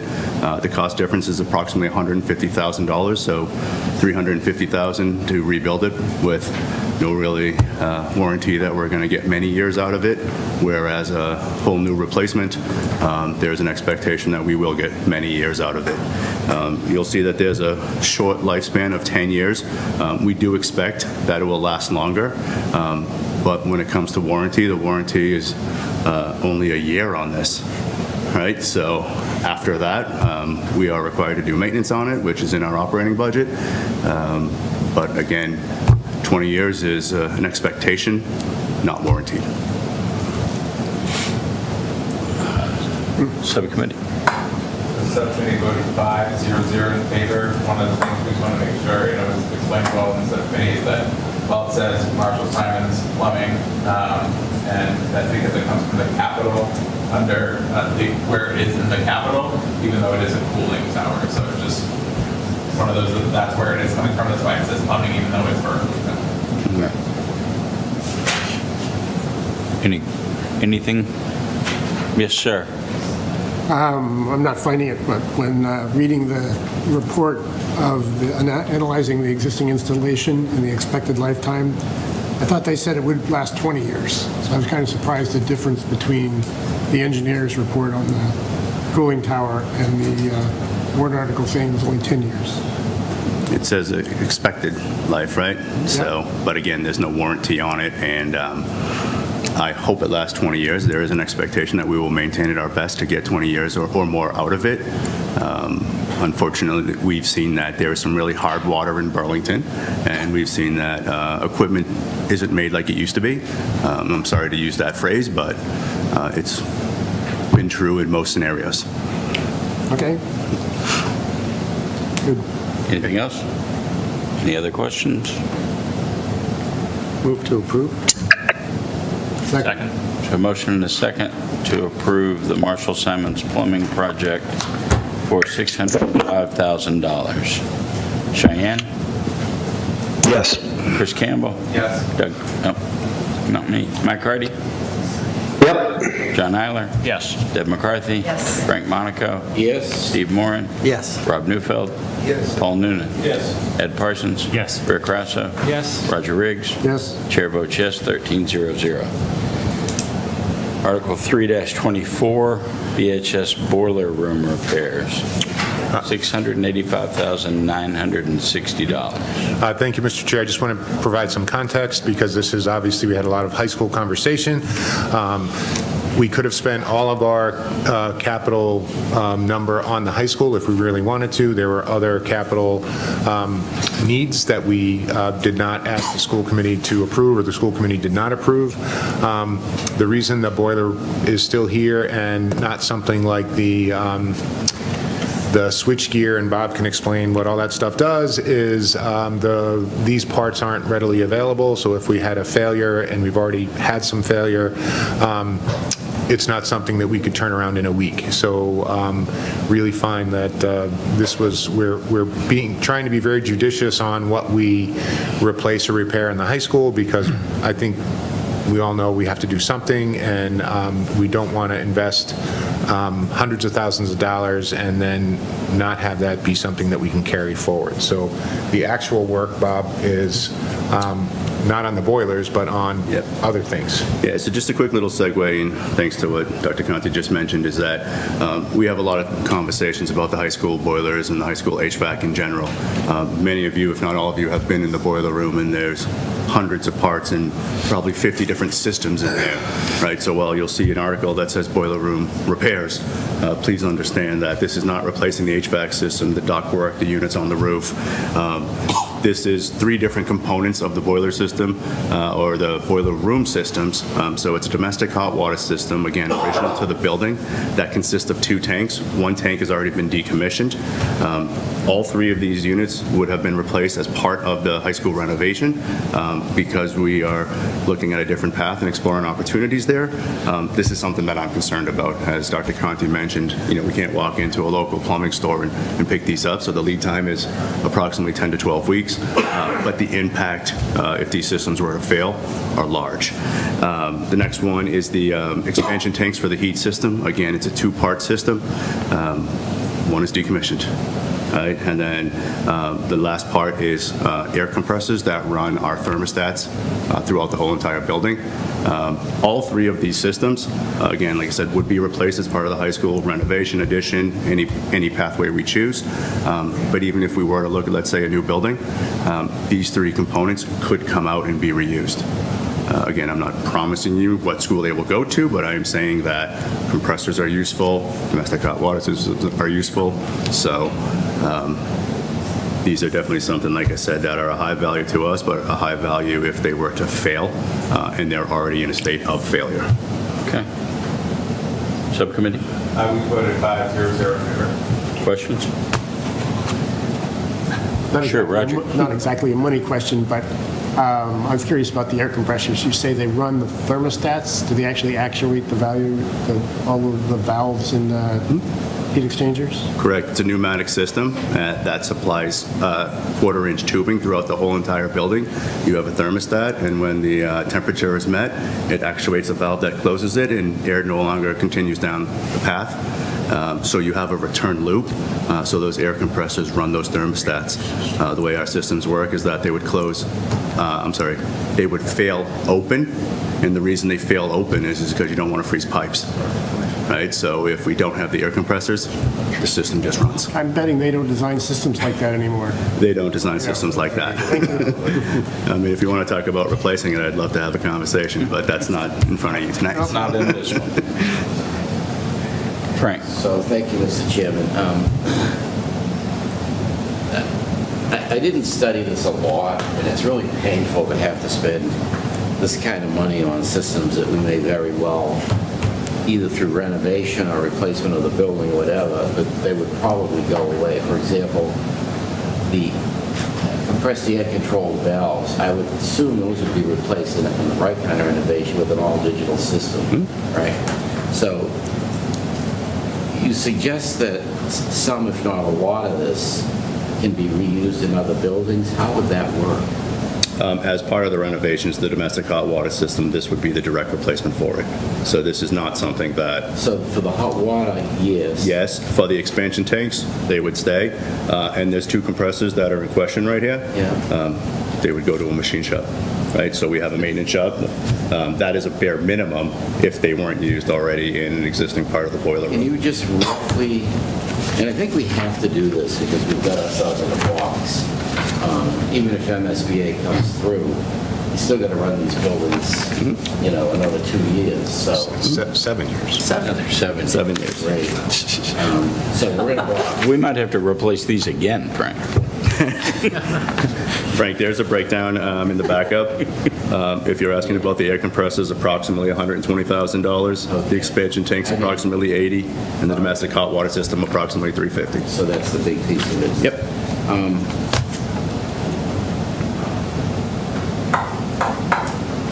So, and these are free cash again? Right. So I think what's going on here is all of these systems, in general, the HVAC, the heating system, things that control it, the hot water, all of this stuff can be repaired and maintained and kept alive, but you can no longer just run down to the plumbing supply and get it. You got to either have to make parts or go find them from some sort of a supplier that has sort of back storage. I think that's where we're at. It's that, and it's also whether or not there's any redundant or backup systems. So because these are 2-part systems and part of them already decommissioned, we don't have the backup for it. Yeah. So it puts us doubly in risk. Okay, thank you.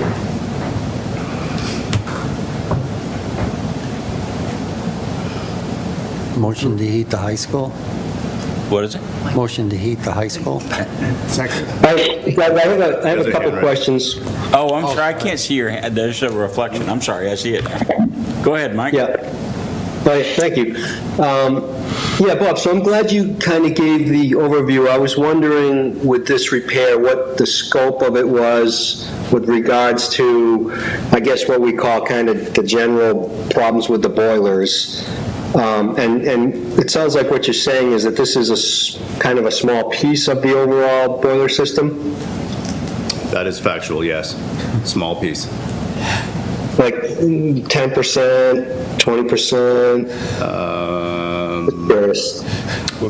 Well, 1 to 2%. I mean, our recent estimates during the feasibility study are over $26 million for the HVAC system, and then boilers themselves. We're at a point where you can't just replace one boiler, again, as Frank just mentioned, right? Because our old systems are pneumatic and the new boilers don't really run that way. So we then have to look at a BMS system and potentially some actuators or 3-way valves to allow return loops of water and heat. But ultimately, yes, we're trying to keep the systems that we have running to make sure that we can continue to live in the building as long as we can. Right, and so this you're replacing this part because you view it as the most high priority, most risky piece at this point in time? I think it's a combination, Mr. Hardy, of risky and most lead time.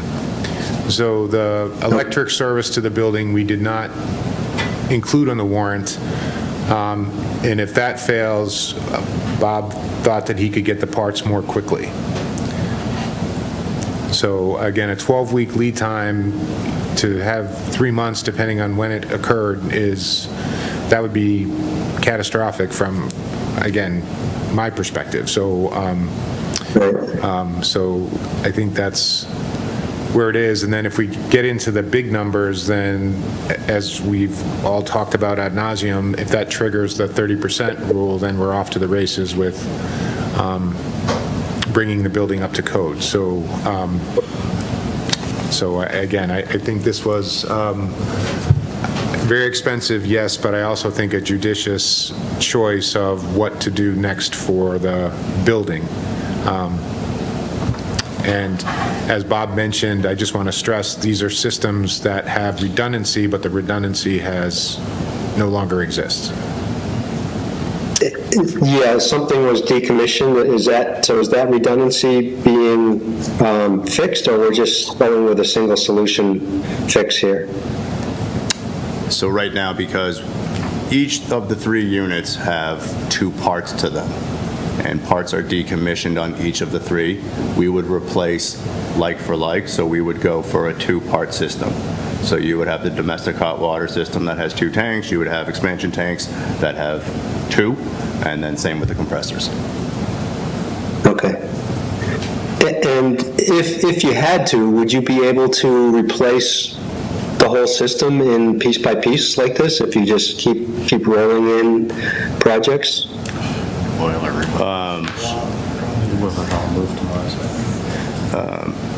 If we kept a pneumatic system maybe, or at some point we'd have to change the system itself, right? Yeah, again, I mean, the answer you're looking for is yes, but the reality is no, because they're just not going to have the connections to it anymore, right? So like the boiler systems that we have right now, again, are not the systems that you would put in place right now, just due to efficiencies, et cetera. So once we convert to that, that's going to be a shortfall for us. The thermostat systems, again, is not the systems that we would keep in place. And at some point, you can chisel out the parts of the wall and replace some tubing. But again, that wouldn't be the system that you would strive for, especially if we want to get to a digital system where we can actually have some more granular control of actual temperatures within the building. So at some point, no, we would have to move away from this system. Okay. All right. Thank you. So we've already moved and seconded $685,960 for the boiler room repairs, Article 324. Cheyenne? Yes. Chris Campbell? Yes. Mike Hardy? Yes. John Eiler? Yes. Deb McCarthy? Yes. Frank Monaco? Yes. Steve Moran? Yes. Rob Neufeld? Yes. Paul Noonan? Yes. Ed Parsons? Yes. Rick Rosso? Yes. Roger Riggs? Yes. Chair votes yes, 13-0-0. Article 3-25, system-wide security camera replacement and upgrades, $64,824. The request is to replace cameras at Marshall Simons and Memorial. We have it built into the operating budget that we will replace and maintain as much as we can within the budget. These 2 particular schools are 2011 and 2012, so the technology is old. Because there are so many cameras, it's tough to keep up with the amount, especially within the operating budget. So the request that you have in front of you would be to bring both of those 2 schools up to speed with new equipment, but it's not the full systems because we've been maintaining them. So these are the remainders of old equipment that are original to the builds or the renovations in Marshall Simons and in Memorial. The backup shows, I say approximately 39, because while there are 39 units, some of them are 4 heads, some of them are 3 heads, some of them are 2 or single head, but actual units themselves, 39. Subcommittee? Vote 5-0-0. Questions, comments? Yep. John? Thank you, Mr. Chair. Yeah, I mean, this makes sense. Does this include any storage, or this is just talking about cameras? This is specific to storage. We have perpetual licenses, so if we take one out, we can replace one on our system, town-wide. And then this is not additional cameras. So this does not include storage. This is the equipment itself. So, all right, so is it compatible with our current storage system then? Correct. Okay, so it's just swapping things and it'll continue to work. And just in general, does the district have a policy on, retention, who can look at things and all that? I don't need to know what it is, I just need to know you have one. We do, and like I mentioned, it's a town-wide system. So there are other departments as well that have certain access to sectors of the cameras, where the police department has access to all of the cameras. Okay, so that's all defined then. All right, good. All right, thank you. Yep, Roger. Barely related, I noticed that some of the cameras mention that they support AI analytics. Is that a feature that we can take advantage of with the current system, or is that something that is marketing on the cameras? It is a feature that we could take with our current system because we would just be integrating these camera bodies into our back-end system, but it's an additional licensing. So the camera itself has to have the capability, and then the system in the back-end, you need to enable that feature through software. So we currently do not have that in place, but it is a possibility if we were to look at that. A little bit future-proof. All right, thanks. Mike? Sorry, I forgot to put my hand down. Cheyenne? Thank you, Mr. Chair. How much would it be to enable that AI software? Is there a number on that? I would have to check on the per camera cost or if there was a discount for system-based. I don't have that in front of me. Thank you. Anybody else? Motion? Move to approve? Second. It's been a motion and a second to approve Article 3-25, system-wide security camera replacement and upgrades for $64,824. Cheyenne? Yes. Chris Campbell? Yes. Mike Hardy? Yes. John Eiler? Yes. Deb McCarthy? Yes. Frank Monaco? Steve Moran? Yes. Rob Neufeld? Yes. Paul Noonan? Yes. Ed Parsons? Yes. Rick Rosso? Yes. Roger Riggs? Yes. Chair votes yes, 13-0-0. 3-26, Pine Glen Building Envelope. Thank you, Mr. Chair. This is part 2 of a warrant article that we introduced in fiscal '26, which was the Francis Wyman Secure Vestibule. We split the warrant article in half to meet our dollar guidelines. We also did it because of the timing, because by the time it was designed and gone out to bid, Francis Wyman is just through the design phase and is just moving forward to be constructed this summer. So our intention would be to move Pine Glen forward again for construction next summer. So secure vestibule would be for the majority of folks that come in and out of the building. They would have another set of doors to go to. Both Francis Wyman and Pine Glen were designed at the time when the vestibule is part of the student hallway system, so people can walk right into the building and they're sort of already in the student hallways. We explained all that last year. Again, I'm hoping this one isn't a surprise for you, but the Francis Wyman has progressed, and again, we will be putting a secure vestibule in. It just takes us about a year to get the design done, and we don't want to do this construction while school is in session. So again, Francis Wyman should be done this summer, and our intention is to do Pine Glen next summer. There was some concern expressed about Pine Glen only being around for 3 years, and I just wanted to stress and reiterate to this committee that that is certainly not our intention. Our intention is to continue to utilize Pine Glen for a long period of time. So feel like this security measure is something that's needed. I'll reassure you, this committee's certainly on board with that. We're well aware of that. All right. Subcommittee. Subcommittee, we voted 5-0-0 in favor. Questions? Move to approve? Okay. Mr. Young. We'll try it. Just pull that microphone, or you can come over by Frank. Come by Frank. He'll keep you in trouble. That's all right. Mr. Chairman, I appreciate this very much. This is for the front door only, correct? Yes. Yep. So the rear of the building, there's a loading dock and a door totally wide open. This doesn't address that at all, correct? Well, again, there are doors at the rear of the building, and they tend to be locked during during the school day when the kids are in school. But there's not a secure vestibule in the back of the building. It would just be for the majority of foot traffic that comes in and out of the building during the school day. And if I may add, there is no loading dock at Pine Glen as well. I wasn't aware if there was or wasn't, but I guess my point is, and I said this the other night, Lots of are honest people. Well, you're talking about spending $375,000, and all the honest people are going to come up with a point, well, I hate to say that, but we have to think like a criminal. My other final question is this glass that you're proposing bulletproof?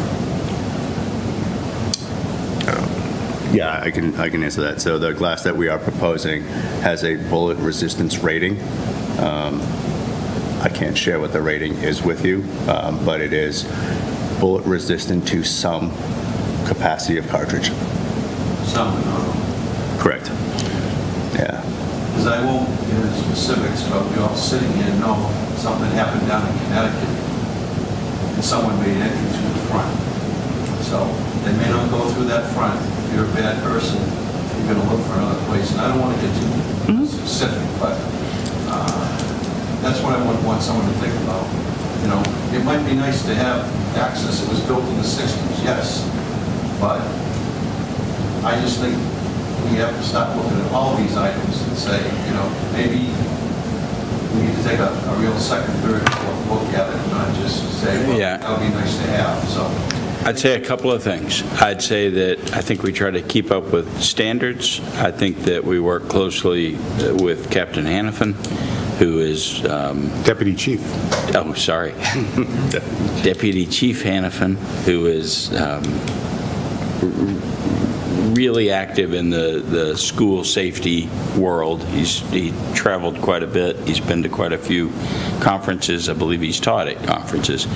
So I believe with his help and background, you know, the other side you have to have more entrances or exits because you have fire requirements and you have, so you can try to make it as good as you can. You can do it the place where somebody might try to come in.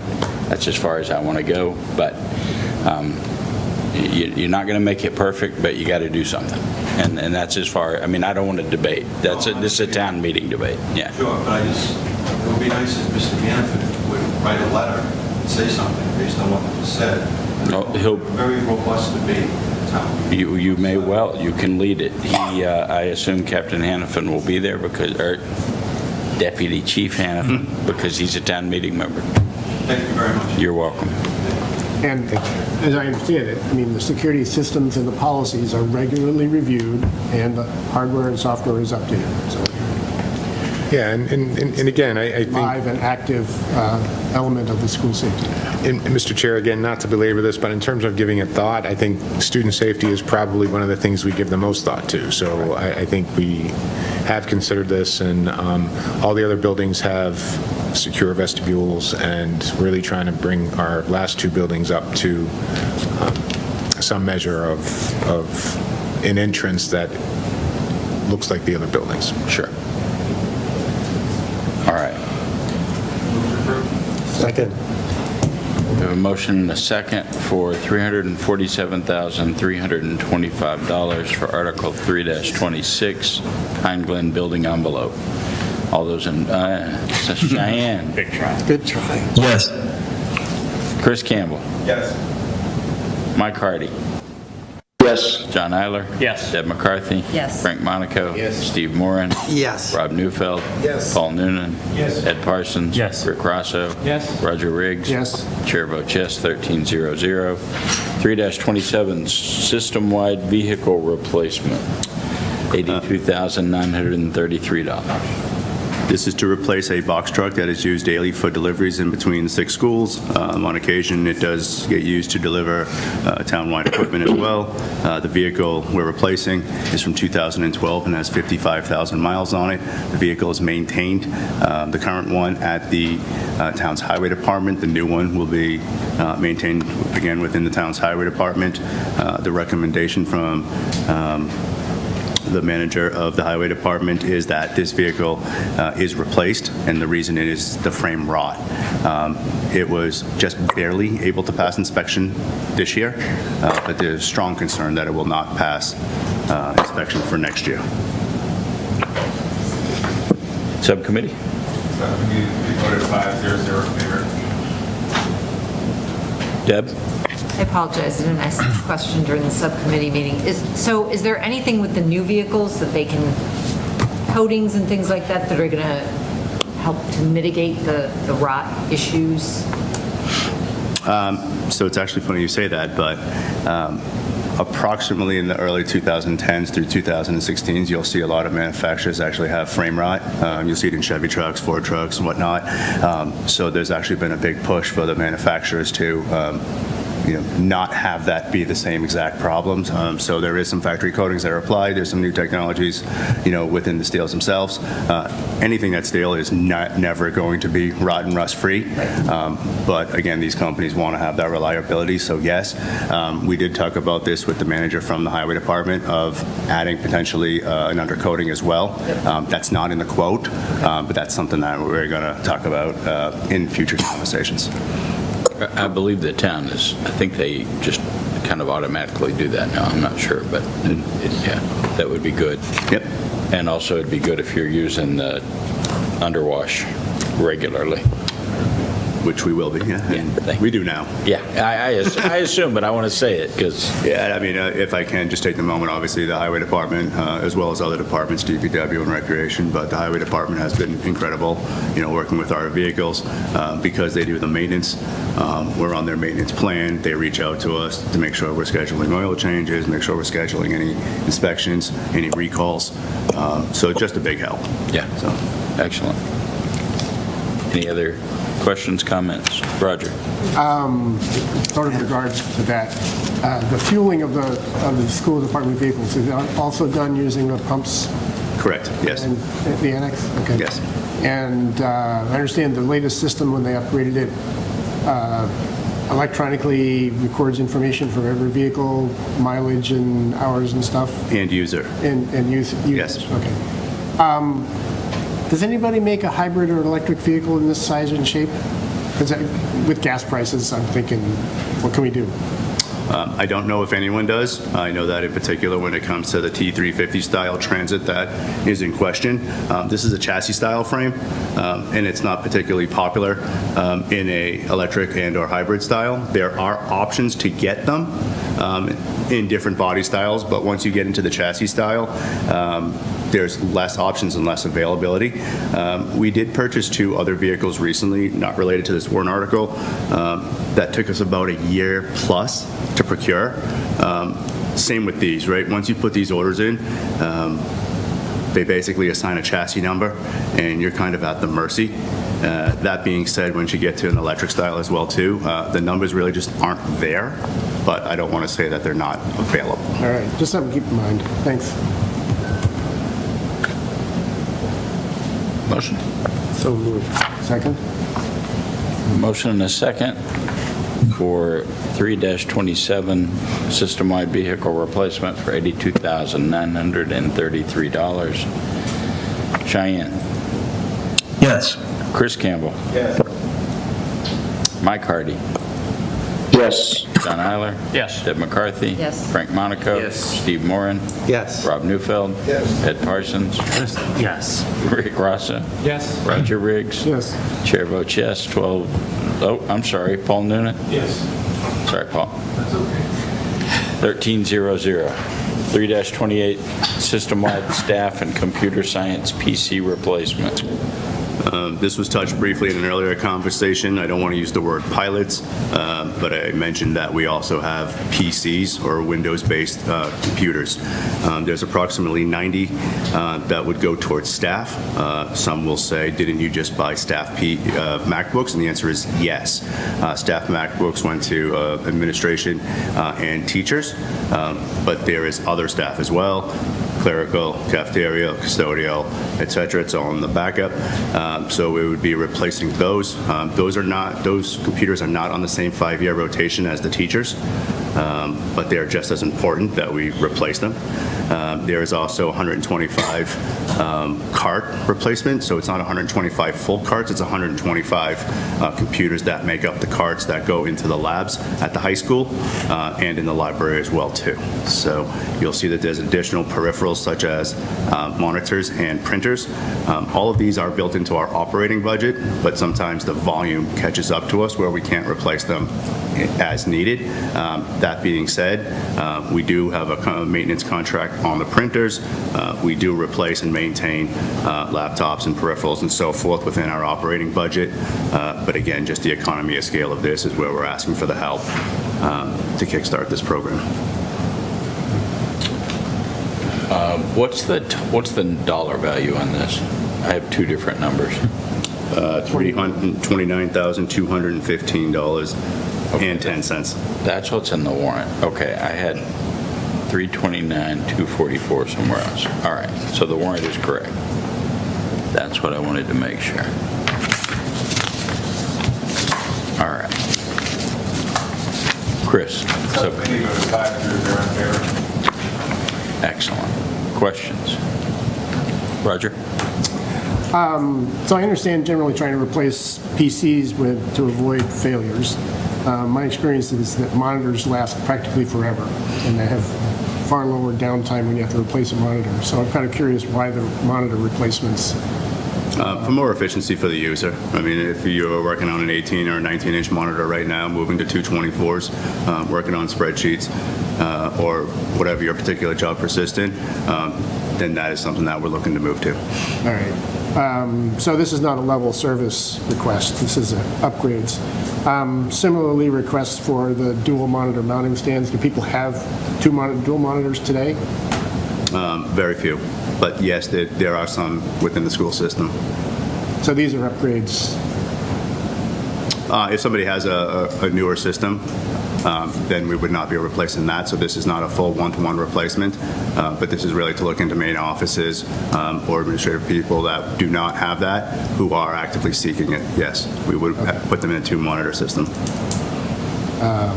Do they have, sorry, I'm continuing on that. Do they have two computers that drive those two monitors, or is it a single computer driving two monitors? It depends on the person, but mostly it is one single computer driving two monitors. All right, because I've been pretty effective at having a larger monitor, a single monitor, instead of a pair. I myself agree with that scenario, but... But you're only going up to 23 inches here, not beyond that, instead of dual monitor. Well, yeah, but if you look at a 23-inch monitor times 2, the square inches, right, but the square inches is actually larger than like a 34 or a 36-inch widescreen monitor. And then what happens is then most of the time the perspective changes, where you have a large TV this big, as opposed to looking at a 12:10 perspective, where you have it low and wide. So again, but the price-wise, it looks roughly the same. I mean, I'll just speak for my own. I have a 32-inch curved, and I have one that I turn sideways. So instead of it being side by side equal, turn. All right, I shouldn't quibble, but it's a way, it's whatever you need to do to be able to work on your spreadsheets or whatever you're doing. Yeah, I shouldn't quibble, because people do need to be efficient in their computer usage, but it does seem like upgrades, not just a level service.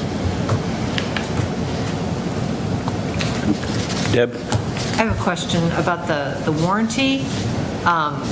So I would assume that for the ones that are used in the school, the science lab, I sort of get that, with the repairs that are necessary. For the staff, I mean, I don't know, what is the typical, I mean, is it a must-have for those particular laptops? I would say so. For the ones that are going in the carts are going to have a lot of hands-on use, in and out, multiple users. The ones at the desktop will probably not have that same experience. The thing is that the price change reflects on whether it's a laptop versus a stationary one. So if you'll see the 4-year warranty on the desktops is $2,800, which is approximately 2.5 devices. So for warranting the number of devices for 4 years, we think that's valuable. Yep. And then same exact thing when you look at the scale of what it would be to warranty 4 years for the laptops. We do think that's valuable because, again, lost, break, plugging things in, moving around the building and so forth. You know, if a cart goes down and we lose 3, that could impact the whole entire classroom. Thank you. Anybody else? A motion? So moved. Second. So moved and seconded. Article 3-28, system-wide staff and computer science PC replacement for $329,215. And 10 cents. 10 cents. And, and 10 cents. 10 cents. Don't get nickel and dime. Does the warrant have the 10 cents? It does. Yeah, Does it? Okay. backup does. The backup does. 329, 10 cents. All right. $329,215.10. Cheyenne. Yes. Really? Sorry. All right. Chris Campbell. Yes. Mike Hardy. Yes. John Eiler. Yes. Deb McCarthy. Yes. Frank Monaco. Yes. Steve Moran. Yes. Rob Neufeld. Yes. Paul Noonan. Yes. Ed Parsons. Yes. Rick Rassa. Yes. Roger Riggs. Yes. Chair votes yes, 1300. 3-29, Pine Glen Field Upgrades, which is mislabeled, I believe, and it should be the Marshall Simons Middle School bathroom. Yes. Design, so we had extensive conversations last year. We said we would come back when we had the field project sort of designed and approved. That has been designed and approved. So this is money that we're asking for, that many in the community are asking for us to design a potential bathroom facility at the middle school.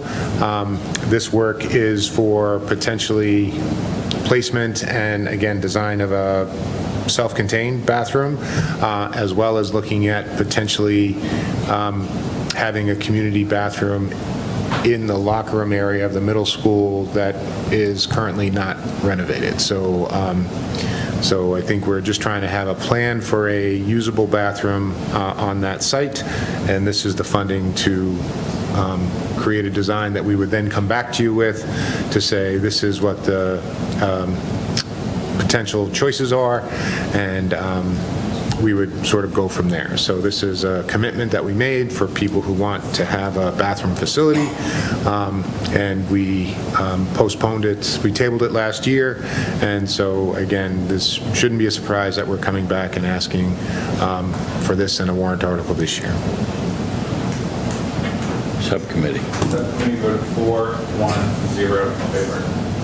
So 4-1 against, 0 abstain. Discussion. John. Thank you, Mr. Chair. So there was a couple things from last year I recall. One was, I believe the design proposed was having a concession stand as part of it. Last year had multiple, and you were presented with options, and then the highest dollar value for that request, yeah. Okay, is there an expectation that the new design would have a concession stand, or is it just bathrooms, or is there anything else included in this? There is no expectation right now of what the building, if there will be one, what it will look like. It's going to be part of the review to come back and provide a recommendation on the size, square footage, placement, where it fits within the constraints of the property, where the utilities are, and also it's going to review whether or not the high school, the middle school itself is a good fit to look for some type of renovation to allow that to be a bathroom facility. That being said, is that there always will be the possibility to add an addition that could include either storage built in for athletic or school events, also to potential concession stand or even some type of shade structure, but that doesn't mean that that's what we're asking for. We're asking for the feasibility to decide whether or not a bathroom facility should be built and what it could look like and cost. So you will have multiple options to consider. Yeah, I guess I understand what you're saying, but it seems like, and my obvious bias is I don't think we should be building concession stands as part of this. That, you know, having it just be bathrooms makes a lot of sense to me. But I'm not quite sure how that fits into a feasibility study as opposed to more of a what do you, the schools want. I'm not sure how a feasibility study would tell you whether you want a concession stand or not. That's something that you need to decide if it's a feature that's important to you or not, right? I would say partially that's true. This is also a community-based field as well, right? So we're taking feedback from the community, from the schools themselves. We may not necessarily see the advantage of a concession stand. We probably would use the bathrooms while we're outside at recess, but we wouldn't leave the building to go use those bathrooms during the daytime. That being said is that, when the residents, when youth athletes are on there, when there's events there, what do they want? So that's something that we'll consider. Ultimately, it'll come back to this and other bodies to decide if it's a good fit for the field or not. Okay, and the other thing that came up in discussion last year was the use policy. There was it was sort of being sized based on all the community usage, but the initial statement was that, and reasonably so, it's not in your budget to be maintaining it for that purpose and provide all the custodial services and so on. So, I guess that would. The obvious thing is the use policy needs to be aligned with what's being built. Sizing it for a million use sports and then saying we're only maintaining it for school usage would be a disconnect, obviously. So I guess what I would suggest is that you can't divorce those two things. You need to present a package of this is what we think we're going to make, and this would be the use policy to go with it. What I wouldn't want to see is here's what we want to make, and we'll come up with the use policy later. Yes. No, I think that makes perfect sense. This is new ground for us. We don't have fixed bathrooms at any of our outdoor bathrooms at any of our buildings. This was a request by the community. We're following through on that request. If the best plan is to put some bathrooms inside the middle school, because now the field is going to be accessible from the building and vice versa, then obviously the maintenance and cleaning of those facilities would be inside the school. That would be sort of the easier use question. I think an outdoor building would mean something that we would all have to discuss with the committee and talk about who's responsible, who has keys, who has access, when they're open, all that other stuff we would have to discuss. But again, we committed to this warrant, and so we're bringing it forward to you, understanding that it's new. I'm sure there'll be lots of options that will impact the ultimate cost, and we can come back and have that conversation now that the fields are designed and we know more about the site and sort of where potentially it could be placed or not placed on the field. So. Okay. And if I could just add too, one of the conversations that came up during the Ways and Means Subcommittee is that, and I think you may have just touched on it, John, was that do you build it for peak capacity or do you build it for the occupancy, right? So if you have a soccer game going on, that doesn't mean there's 450 people there, whereas if you were at a graduation party, that would look slightly different. So, that's something that we would consider as well too, is based on the occupancy, how many bathrooms that we're even talking about, and then what would be the best fit. That also would impact the size of the building, utilities, cost, etc. So I think it's a little bit too early right now to say exactly what's in front of us, but just so you're aware that that would be part of the study to look at. Okay, yeah, as long as it's part of the deliverables of, that would be a key deliverable of the study is how we're going to use it. All right, thank you. How are we going to use the bathroom? Thank you. So, Bob, I think my concern really was more to do with was there going to be a capacity study done that would evaluate guest counts, gender, how many males, how many females, how many events, how many events are going to happen, what is the duration of those events? And I didn't see that anywhere in the engineering quote, so that was my concern. For sizing purposes. Yep.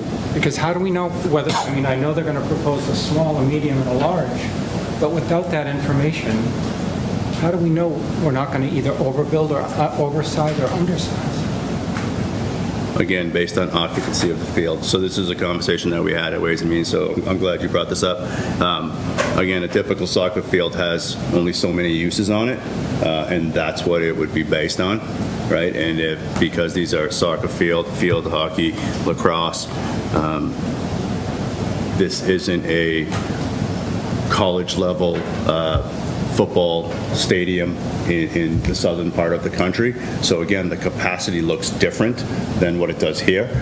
Seating is also considered as far as occupancy goes. Number of parking spaces are also considered in that. So again, similar to how many parking spaces would be at the mall, they don't necessarily compensate for Christmas. What they do is they compensate for the expected daily use, and that's how this would be anticipated. As far as the number of bathrooms being male and or female, again, depends on the occupancy, right? So if they are single stall bathrooms, it may be an opportunity to look at multiple single stalls, which checks more boxes than doing divided bathrooms. So again, before we get ahead of ourselves, I just think that there is an opportunity. It is something that will be studied. I believe what you're asking for, it may not be to that level. So that is something that we could work with the vendor to see if they could either expand services or include that. But I have not asked them to sit out there and study how many games are played every single day. Because while there's some relevance to that in a different conversation, it doesn't change the relevance to the number of bathrooms that would be, designed for that property, in my opinion. Mike. Thanks, Mr. Chairman. So this is a study that's going to come back with multiple options. Is that true? They'll look at different solutions and come back with, hey, here are your various choices that you could go with? It'll have different options studied. It does not identify the number of schematics that will come back from this, so there may be some options that are more feasible than others. When you're saying options, I'm picturing one option is a freestanding bathroom at the field. Another one is, okay, we're going to put a bathroom in the old locker room. Another one might be we just add more portable toilets. Those are the options? Correct. Yeah. Okay, so that...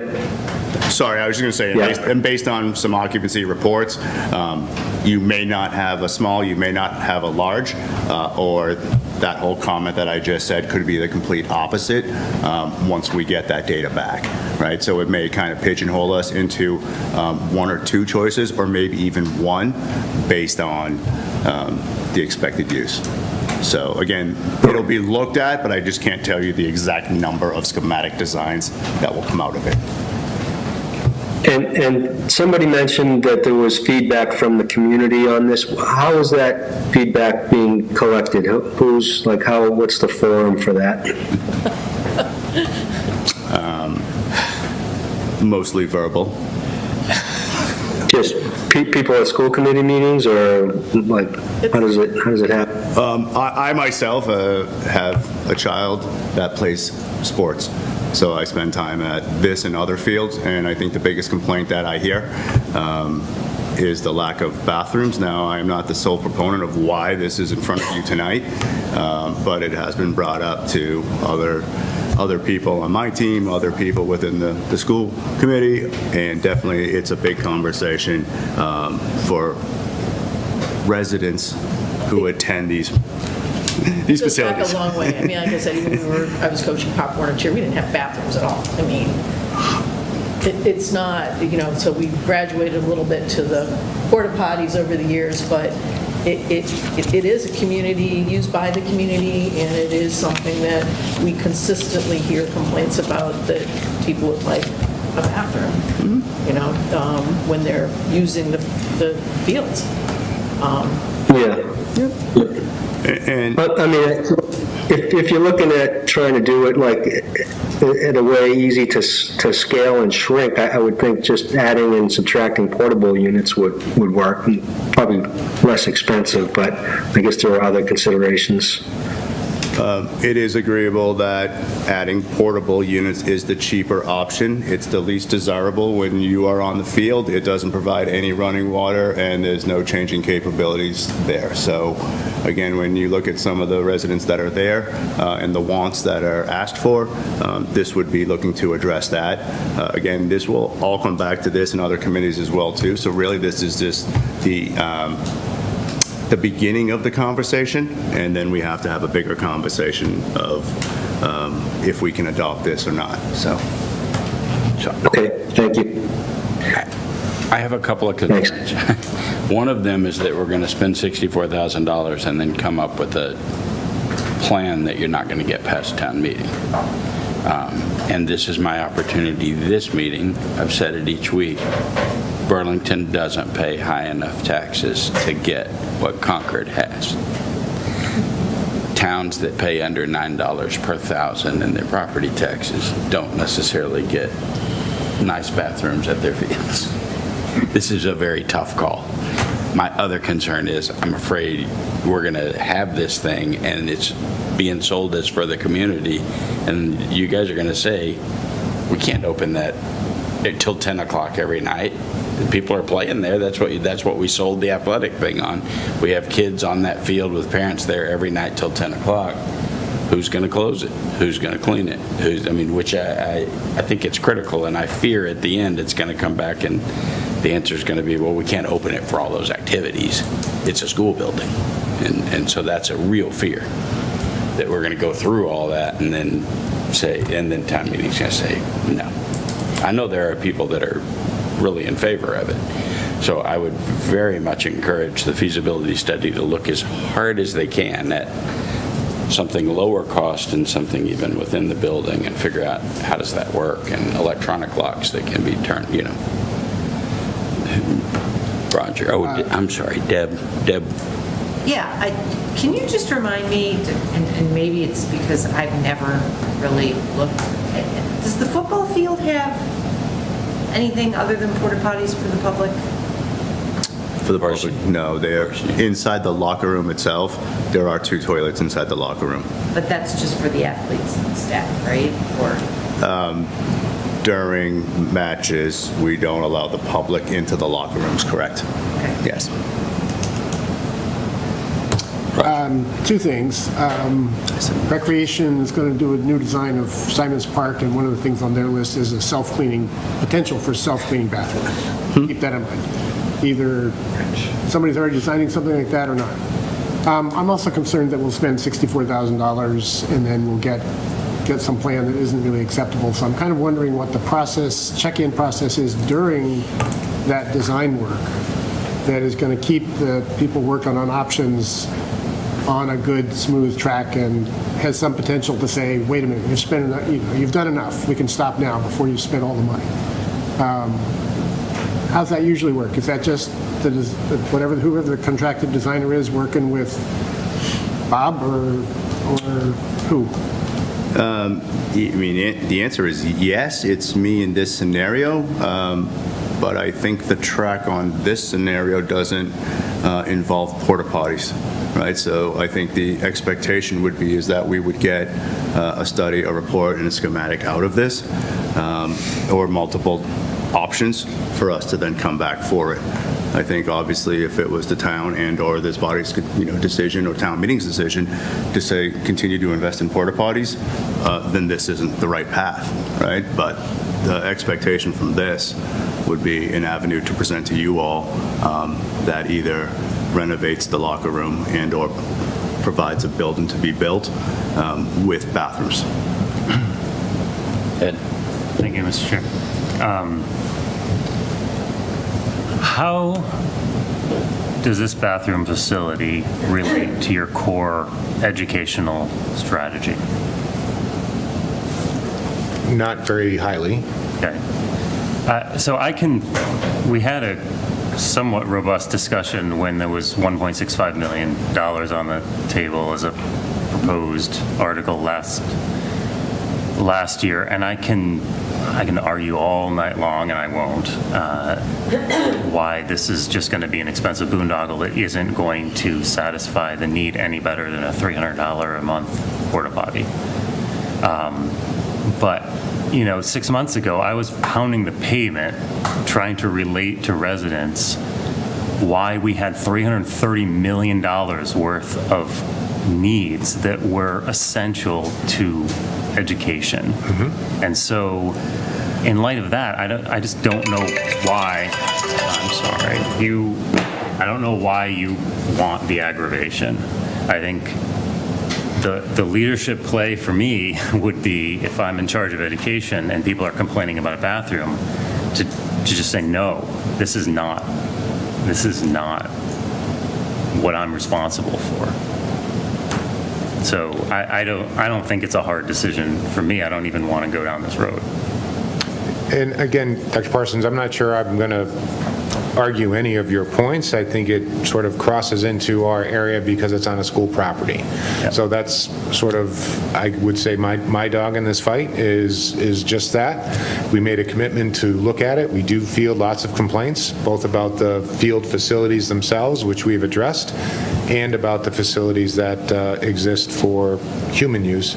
So again, we are following through. If this is something that this committee doesn't support, town meeting doesn't support, I'm okay with that, but it is a commitment that we made that we are following through. Again, we discussed this last year. We're following through on what we said, but this is not critical to our educational mission. If the fields are being used during physical education classes and there's a bathroom need, typically the kids will go back to the building to take care of that. So again, I understand that, but we do get significant feedback that people would like to see changes made, and so we're trying to address that. And again, if you don't want to support it, this is more my soapbox than your need to justify it. So I'm okay with that. Anything else? Motion? Move to approve. Second. Point of order, Mr. Chairman. Yes, sir. I meant to ask this earlier. Has capital budget gone through all of these articles? I don't know. Are any of them? No, no, I think I sent something. They did. They did. And, well, do you know their vote? Give me 1 second. And they have the time to look at these differently and longer. What? Somebody's waving way in the back to get my attention. Come on up. One of your fans? If I may, so capital budget voted 4-1-1 for this article. Thank you. That may have been included, but I don't remember if he sent me that. Ms. Monica. I'm going to get the boot. Skunk and a lawn party here. Move the field. Cleared the room. I'll sit with you. Go ahead. I'm staying. So I haven't been totally invested in this warrant article, but as I sit here and listen to the comments, I look around and I wonder how many of us actually have kids that are on teams that are playing there at those fields. And we have grandkids. Yeah, I know you do, Chris. And I know you do too. Did. Okay, but we're talking about now, right, and in the future. And I understand that our taxes are low, and I like that. But to not do this study, I think, is just putting off what we need. You talk about porta potties. There is no running water in a porta potty. It is an emergency. I mean, I would probably drive home before I'd use a porta potty.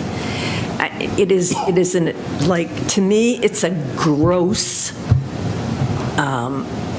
option. And we're better than that.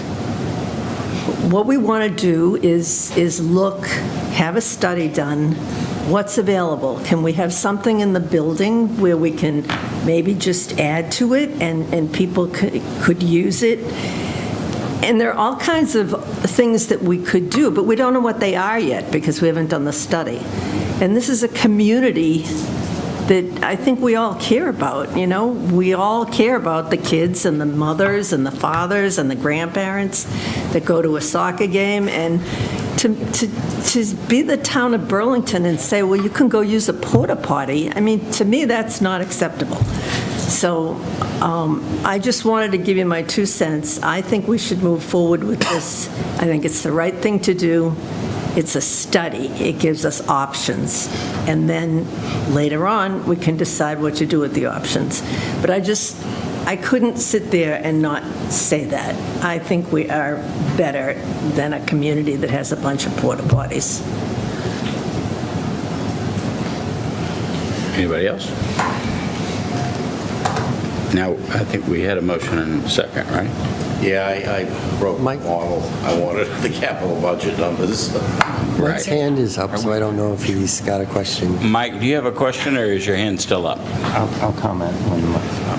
Hands down. I just lowered it. All right. So a motion. Oh, well, actually, I have to go to the bathroom.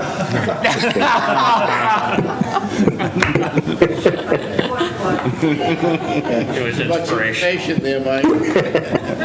We have a motion and a second for the Marshall Simons field upgrades for the feasibility study to look at potential places for bathrooms for $64,350. Cheyenne? Yes. Chris Campbell? No. Mike Hardy? Yes. John Eiler? No. Deb McCarthy? Yes. Frank Monaco? Yes. Steve Moran? Yes. Rob Neufeld? Yes. Ed Parsons? Mr. Noonan. Oh. Okay, sorry. Yes. Ed Parsons? No. Rick Rassa? No. Roger Riggs? Yes.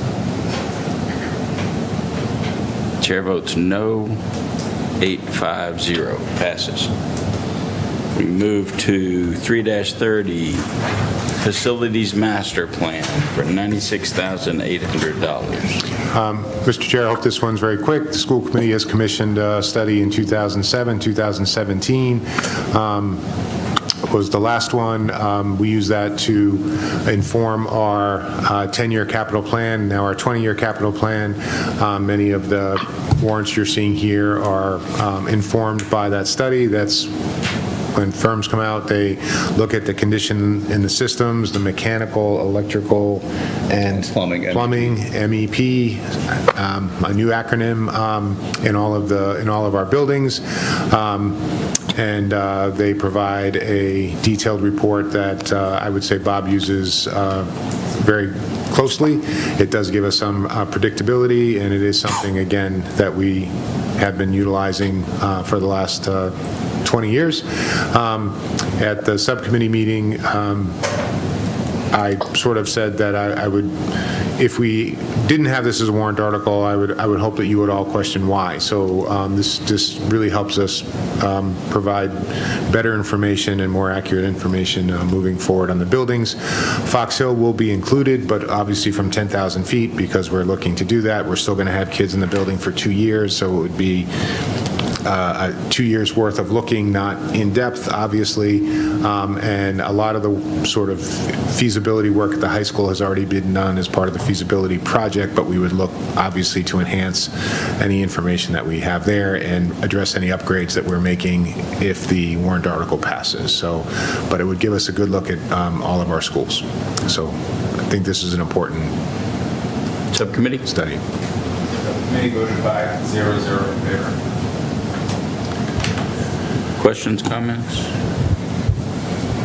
Chris? I just wanted to add that one of the conversations we did have with this vote included Fox Hill at a much higher level because they will have all the buildings. We know that Fox Hill is going to it's in the process of being rebuilt, but it's going to be much more granular. John? Thank you, Mr. Chair. Yeah, I was a little unclear from the backup. Is this going to with the caveats of Fox Hill and VHS, is this going through everything, or is it just focusing on things that happened since the last one, or I wasn't clear on that? A little bit of both. So in 2007, the first report was just over 300 pages. In 2017, it's a 980-plus page report. It looks at everything from, like as Dr. Conti mentioned, MEP, our code compliance, which again changes all the time. It looks at the existing equipment, anything that has been changed, structural. So there's a lot of detail that takes place. Yes, we put additions on every building, so there may not be some new sections, but there's a lot of maintenance that does take place. The code compliance itself, the equipment that's there, the recommendations, and then the timelines for the wear and tear replacements. And then there's some not high level, not low level, but medium level recommendations as far as quotes and estimates on things that need to be replaced, short and long term, et cetera. So again, it does help me with capital planning. Okay, yeah, I mean, and by the way, I love that you're doing the capital planning. But even, I guess my point is, even things that haven't changed at all, it's all 7 years older now, so it would need to be inspected to see, how close it is to falling apart or whatever. So that kind of work will be done? Correct. Okay, all right, perfect. Yep. Thank you. Frank? Thank you, Mr. Chairman. I'd just like to reiterate that. It might seem like it hasn't been that long since something's been looked at, it was in fine shape, but not only is there wear and tear, you need to double check, but materials that are available and how things can be serviced and what should be replaced because it's more effective is really a pretty rapidly moving thing. And so I would encourage us to have them take a good look at everything all over again, as much as they can. There's a lot that changes in a decade in how you even take care of a building. So I think this is really critical to get done. And if hopefully town meeting will see it that way, I would defend it in a town meeting. Anything else? Do we have a motion? So moved. Second? Moved and seconded for 3-30, the Facilities Master Plan, $96,800. Cheyenne? Yes. Chris Campbell? Yes. Mike Hardy? Yes. John Eiler? Yes. Deb McCarthy? Yes. Frank Monaco? Yes? Steve Moran? Yes. Rob Neufeld? Yes. Paul Noonan? Yes. Ed Parsons? Yes. Rick Rosso? Yes. Roger Riggs? Yes. Chair votes yes, 1300. Article 3-31, system-wide for wireless microphones. I think we both want to fight over who goes first. Over the microphone. All of you are familiar with. Is it going to include the town meeting microphones? Yes. Yes. Have a motion? Motion to approve. Pass. Double it. Again, if there are questions or if you'd like me to explain more, but yes, this is the wireless microphone system, incomplete. These are the handheld mics, lapel mics, batteries for the high school. And will they work? That is the hope. Is it a different system than the one today? It's a complete different system, different frequency, and different components. Can you put a couple of buttons on there and just so people, and sometimes they'll turn it off and sometimes they won't? Can we build in something that'll The buttons do nothing?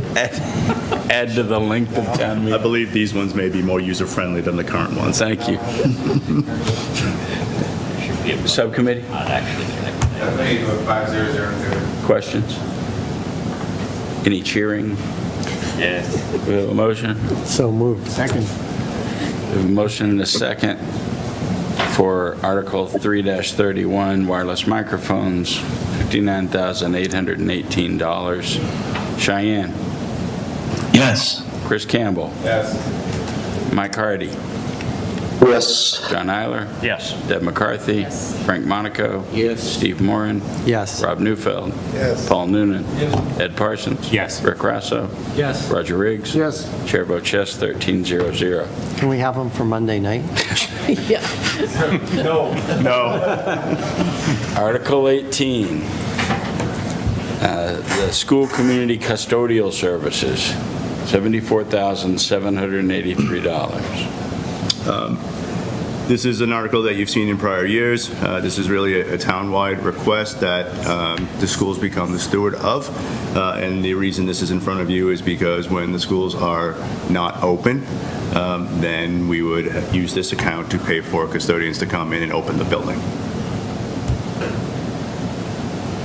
Oh, I will just add that the rates have not changed for this year. The numbers get adjusted in communication with the local groups.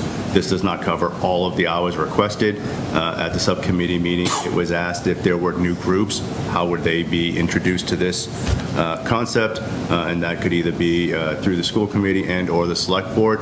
But we don't have that request in front of you tonight. Okay. Subcommittee? Questions?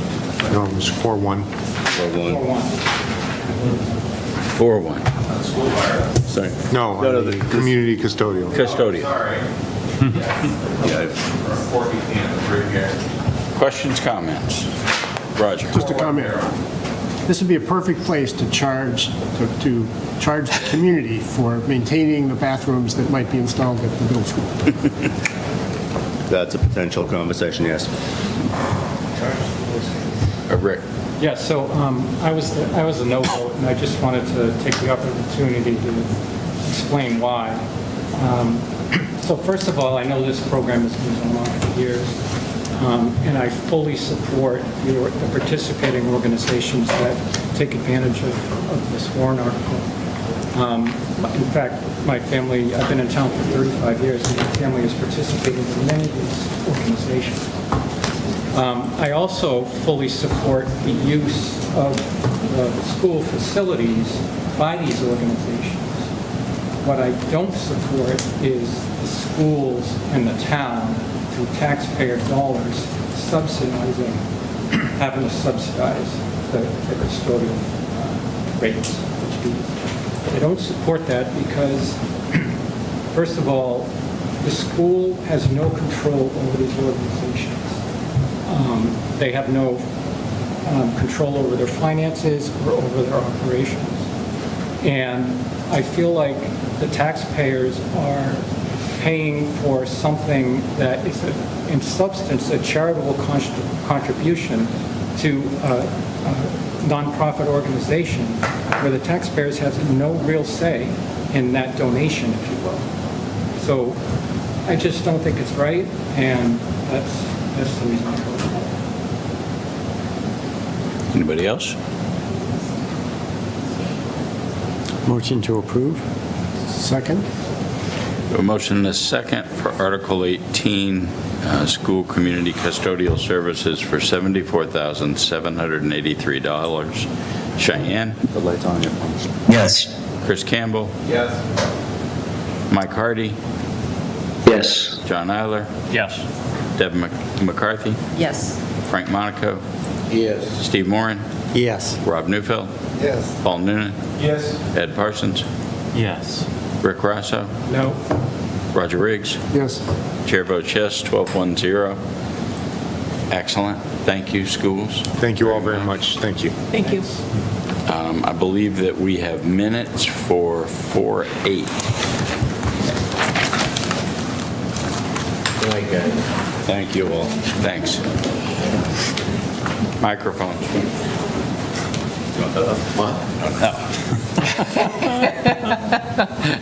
Just making sure he gets right on that one. Should have them by September.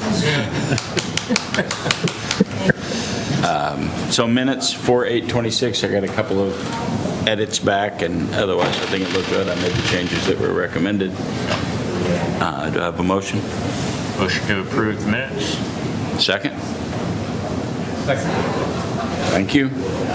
Cheyenne? Yes. Chris Campbell? Yes.